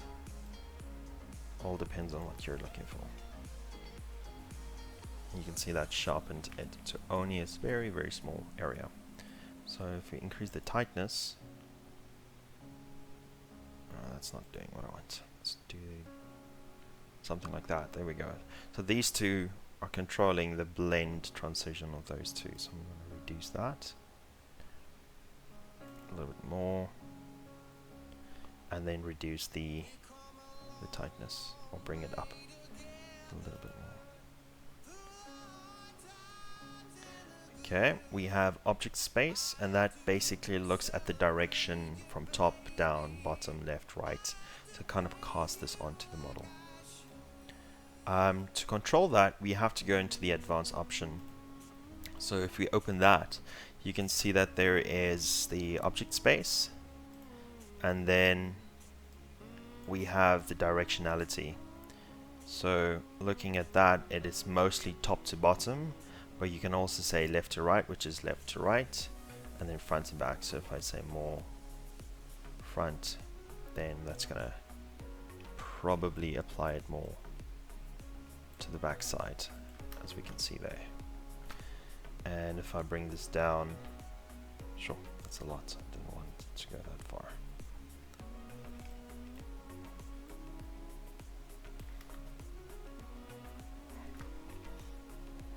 Okay, we can do a bit of left to right as well.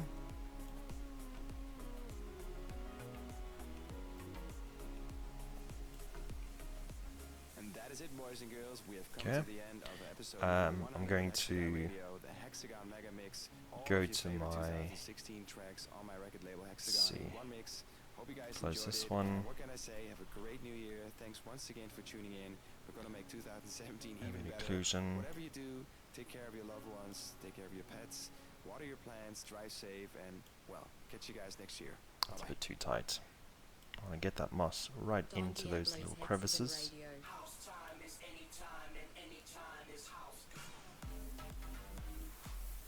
This is all just playing around and finding the right values for what works. We can do cavities, we can just do edges. And it's just going to apply it to the edges of the model. So there's different ways of working about it. You can also say edges and cavities by setting it to dual.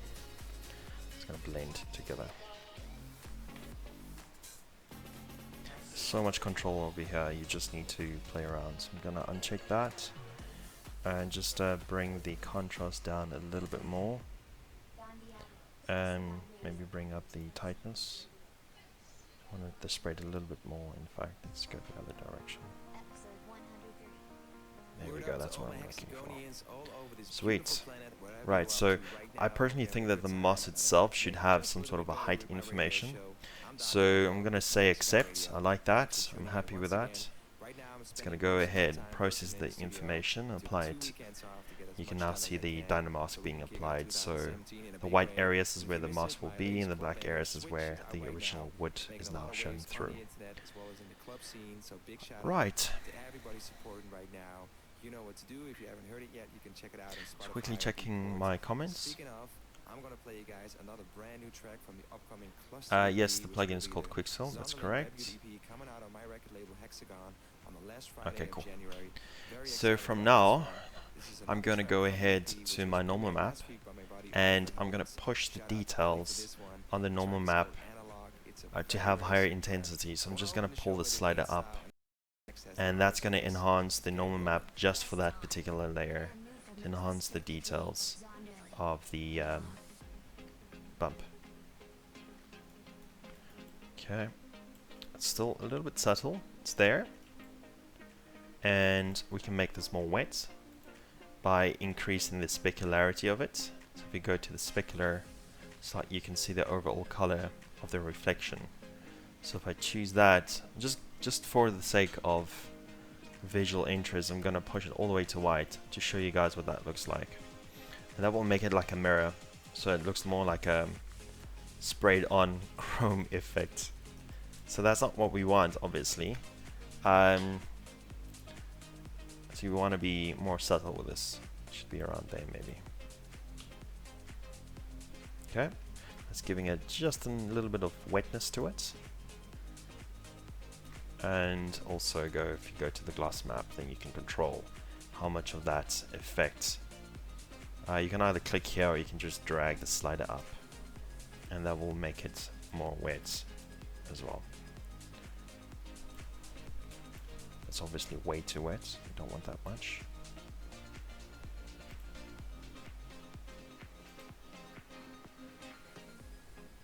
Let's actually go the opposite. Just want to check something.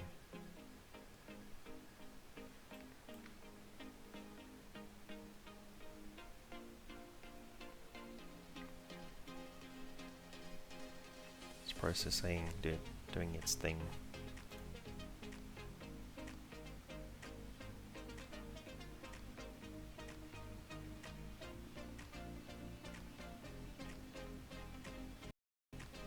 What's up, man? What can I help?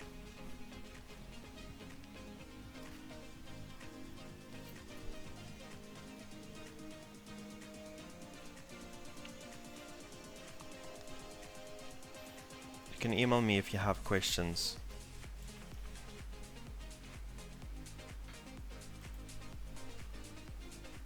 Okay, I think I'm fine with that. I'm going to stick with that. However, I do feel like we need to push the bump in the wood, so I'm just going to click on the wood layer, go to the normal map itself, and crunch it even more. So maybe like 70 or 60%, just to crunch that detail even more. And that's looking pretty good.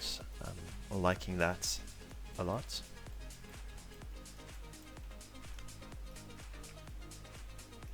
Cool. And once I'm done with this, we can go ahead and export these textures and then bring them into Maya, or even Substance, or Toolbag, anything that you want. So the process for exporting this information now as a collapsed texture, you can group all of this together.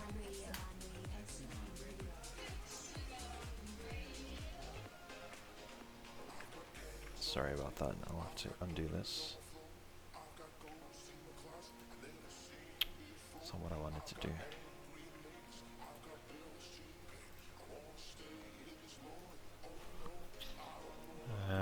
Ungroup. There we go. Let me just see if I can select all these guys all in one go, and then hit group. There we go. That's what I'm looking for. And then what we can do is make a flatten all layers. So we'll collapse it to one single texture for each channel. Just want to check something. Okay. And then what we can do, we can just go to the export the maps through the exporter window, and then we can choose what we want to export. So for instance, set path, it's going to go to that same exported folder. That's what I want. It's going to be called flats. Let's call it maps for now. It's going to be 8-bit images. It's going to be Targa files, and I'm just going to say export this material. Now if you choose export all materials, it's just going to go ahead and export each individual material by itself, and then you can use those maps independently if you're building a more complex shader inside of Maya. So let's quickly have a look in that folder now, maps. You can see these are the TGA files. I'm going to open up Marmoset Toolbag, and I'm going to go ahead and load in my gloss map. Maps, it's going to be the gloss.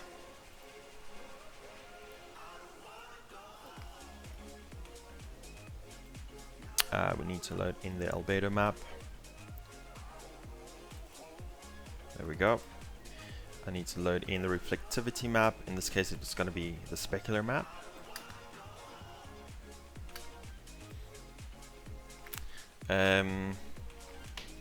Let's see if there's anything else. Reflection. Gloss, that's fine. Specularity. That's a specularity control. We can use the intensity to bring that down. Fresnel effect, we don't need that. And let me see if I can change the lights. Haven't been working with a new Marmoset in a while, so I'm gonna go to sky, increase the sky brightness. Select. Need to load in a different map. Let's have a look. Maybe we can do it from here. No, it's not gonna be here. Choose presets. That's what I'm looking for. Let's do some sort of external environment like this desert road. Let's choose done. That's looking good. I'm happy with that.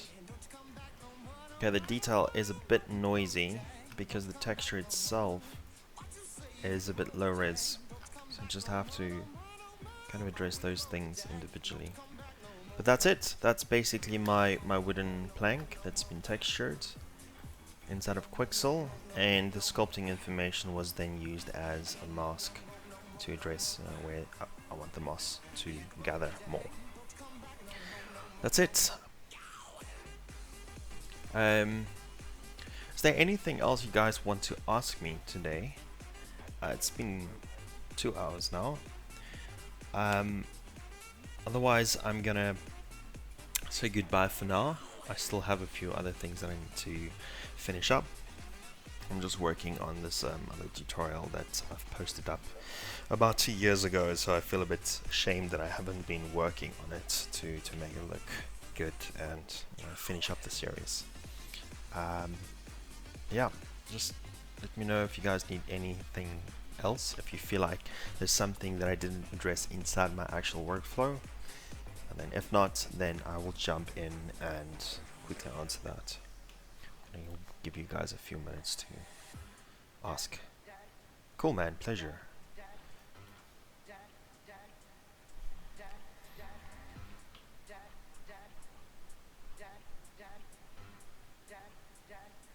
I will be uploading this stream. In fact, as soon as this is done, it's going to be saved to my computer, and in fact I think YouTube will automatically save this out as well. I'll just have to look into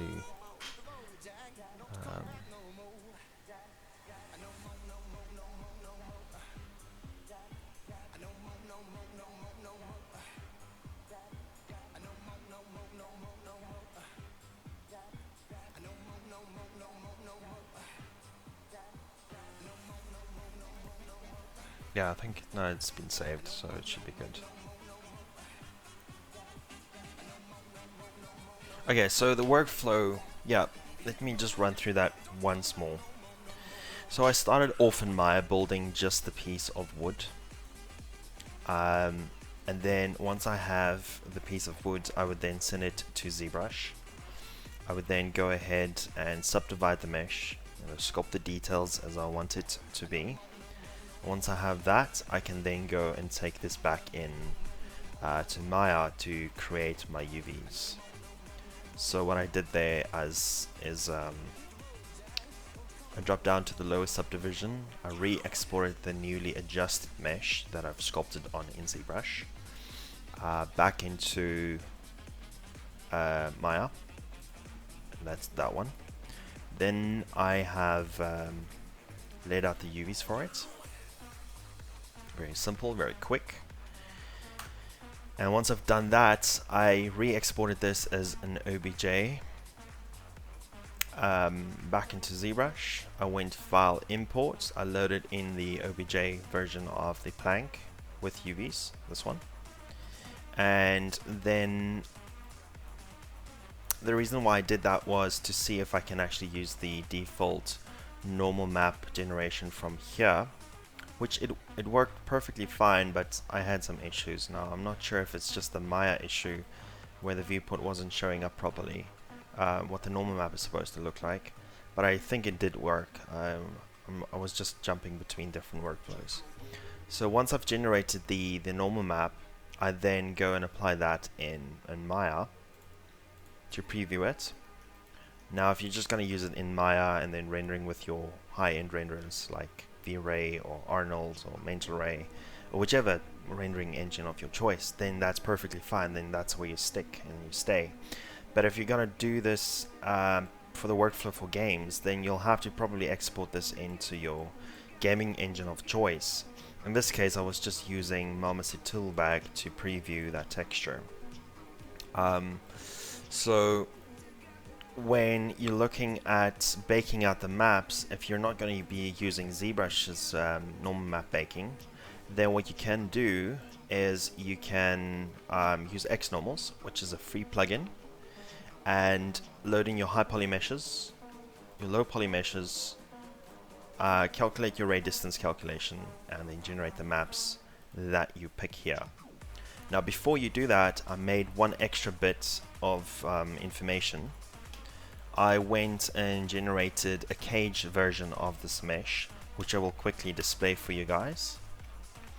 This cage is used to detect the difference between the high poly mesh, the low poly mesh, and then that cage should stay on the outside of your high poly and your low poly, so that the rays, when they're being shot out into space or shooting through to calculate the size of the polygons, it acts like a repeller, if you will.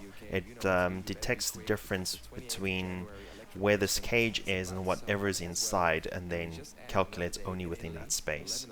That makes sure that the baking process is calculated correctly, and it prevents any weird light leaks or strange aberrations in your normal map. So that was loaded in here, so I went added new mesh, I chose my plank UVs, and then I right clicked on it and said browse external cage to choose that cage model. Once I've done that, I then went and chose my maps of choice that I want to render out. I generated that, and then I was done with the baking process. I then took that into Quixel, which is obviously Photoshop workflow.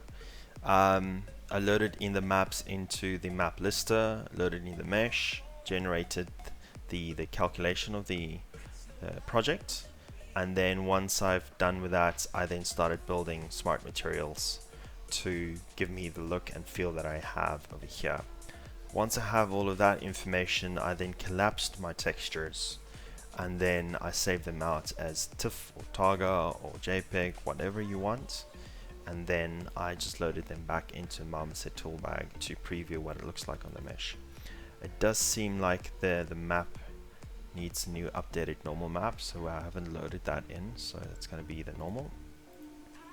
And you can see the difference now. It's much more crunchier and has some sharp details. It looks a bit faded. I think that's just gamma, maybe. But for the most part, it's looking pretty good. To show you guys what this looks like inside of Maya with a new DirectX display, I'm going to just preview that guy. I'm going to go to my DirectX shader, and then under the diffuse, I can load in my diffuse map over here. Let's go to maps. It's going to be the Albedo map 6, and let's reload that. Diffuse map, turn that on. Okay, that's good. It's a bit reflective, so we'll address that just now. Don't need opacity, we don't have transparency. This is going to be just a blend method of specular model. I'm going to load in that spec map as well, so that's specular. Okay. Turn on specular, that updates it. There we go. You can see only the wet parts are reflective. I'm going to reload in my normal map, the new normal map with the details of the moss. So that's maps, normal map. It's looking a lot more crunchier and sharper. And then finally we need to load in the gloss map. Okay, there's tessellation, lighting. Okay, spec power. Let's see if there is an option to load in the gloss map. I'm not too sure. And it's tropic direction. We don't have any of these, so that's definitely not what I'm looking for. Specular power, specular itself, reflection. We don't have a reflection cube map, so we don't need that. Let's go ambient, just have a look. Doesn't look like there's an option for spec. That's interesting. I think it's because it needs to be using a gaming workflow where the gloss map is actually loaded into the alpha channel. So I haven't done that. It's actually a separate map, and that's probably why it's not rating it properly. So that's just something that I will have to look into. But yeah, that's it. We've got a nice piece of wood or plank, and I think I'm happy with that. Any other questions, guys? Let me just quickly read through these. What is your workflow? We've done that just now. That's fine. Mudbox is perfectly fine. Maybe at some point I will show you guys how to do that as well as another stream. It's very easy. Mudbox is probably easier to learn and less time than ZBrush, but definitely doesn't have nearly as much control and brushes. Just, it's an easier software to learn. Low poly or high poly, which is more important to learn properly? That's a difficult question. It's a question that relates to which industry you will be going into. If you're going to be going into games, then you need to learn how to bake good looking maps down to very low polygon models and be very efficient with your poly usage. Because if you're going to be displaying models on a cell phone, it needs to be very compact and very small. So at the end of the day, the most important thing is needing to know how to build very good looking low poly meshes that has the proper silhouettes and have the texture do the rest of the work.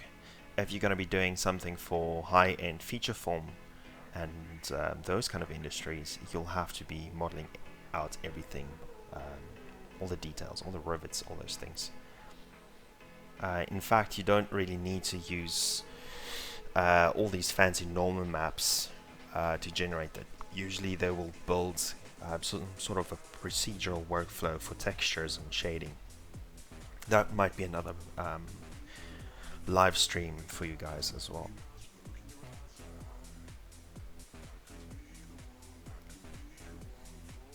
Look, if you know how to build high polygon models and make them look amazing, then you know that you have a high-end model that can be baked down to a low poly mesh.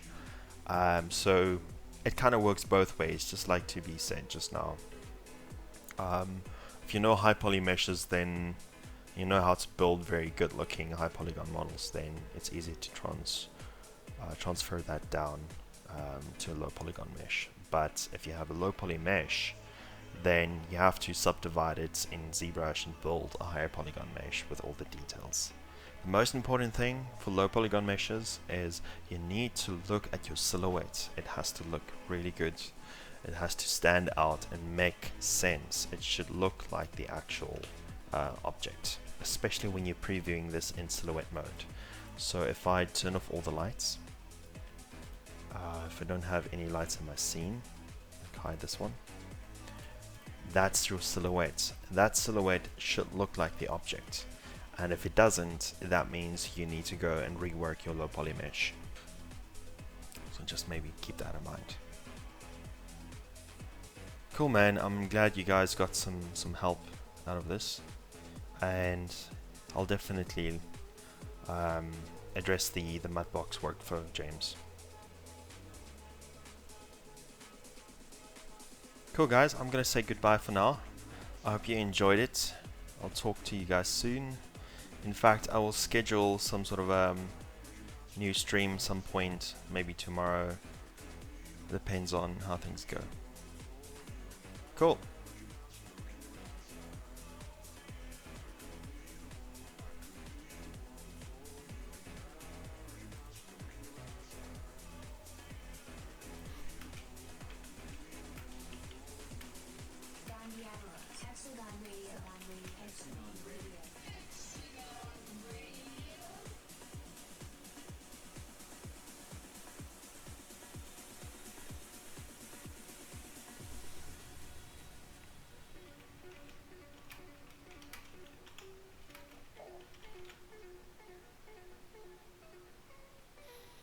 Okay, cool. Step-by-step guide. Just quickly writing down the comments. Step-by-step guide on creating a low poly asset for games.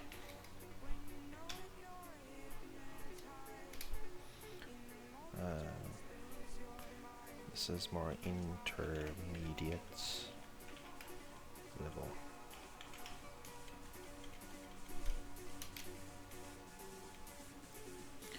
Cool. Cheers guys. See you later.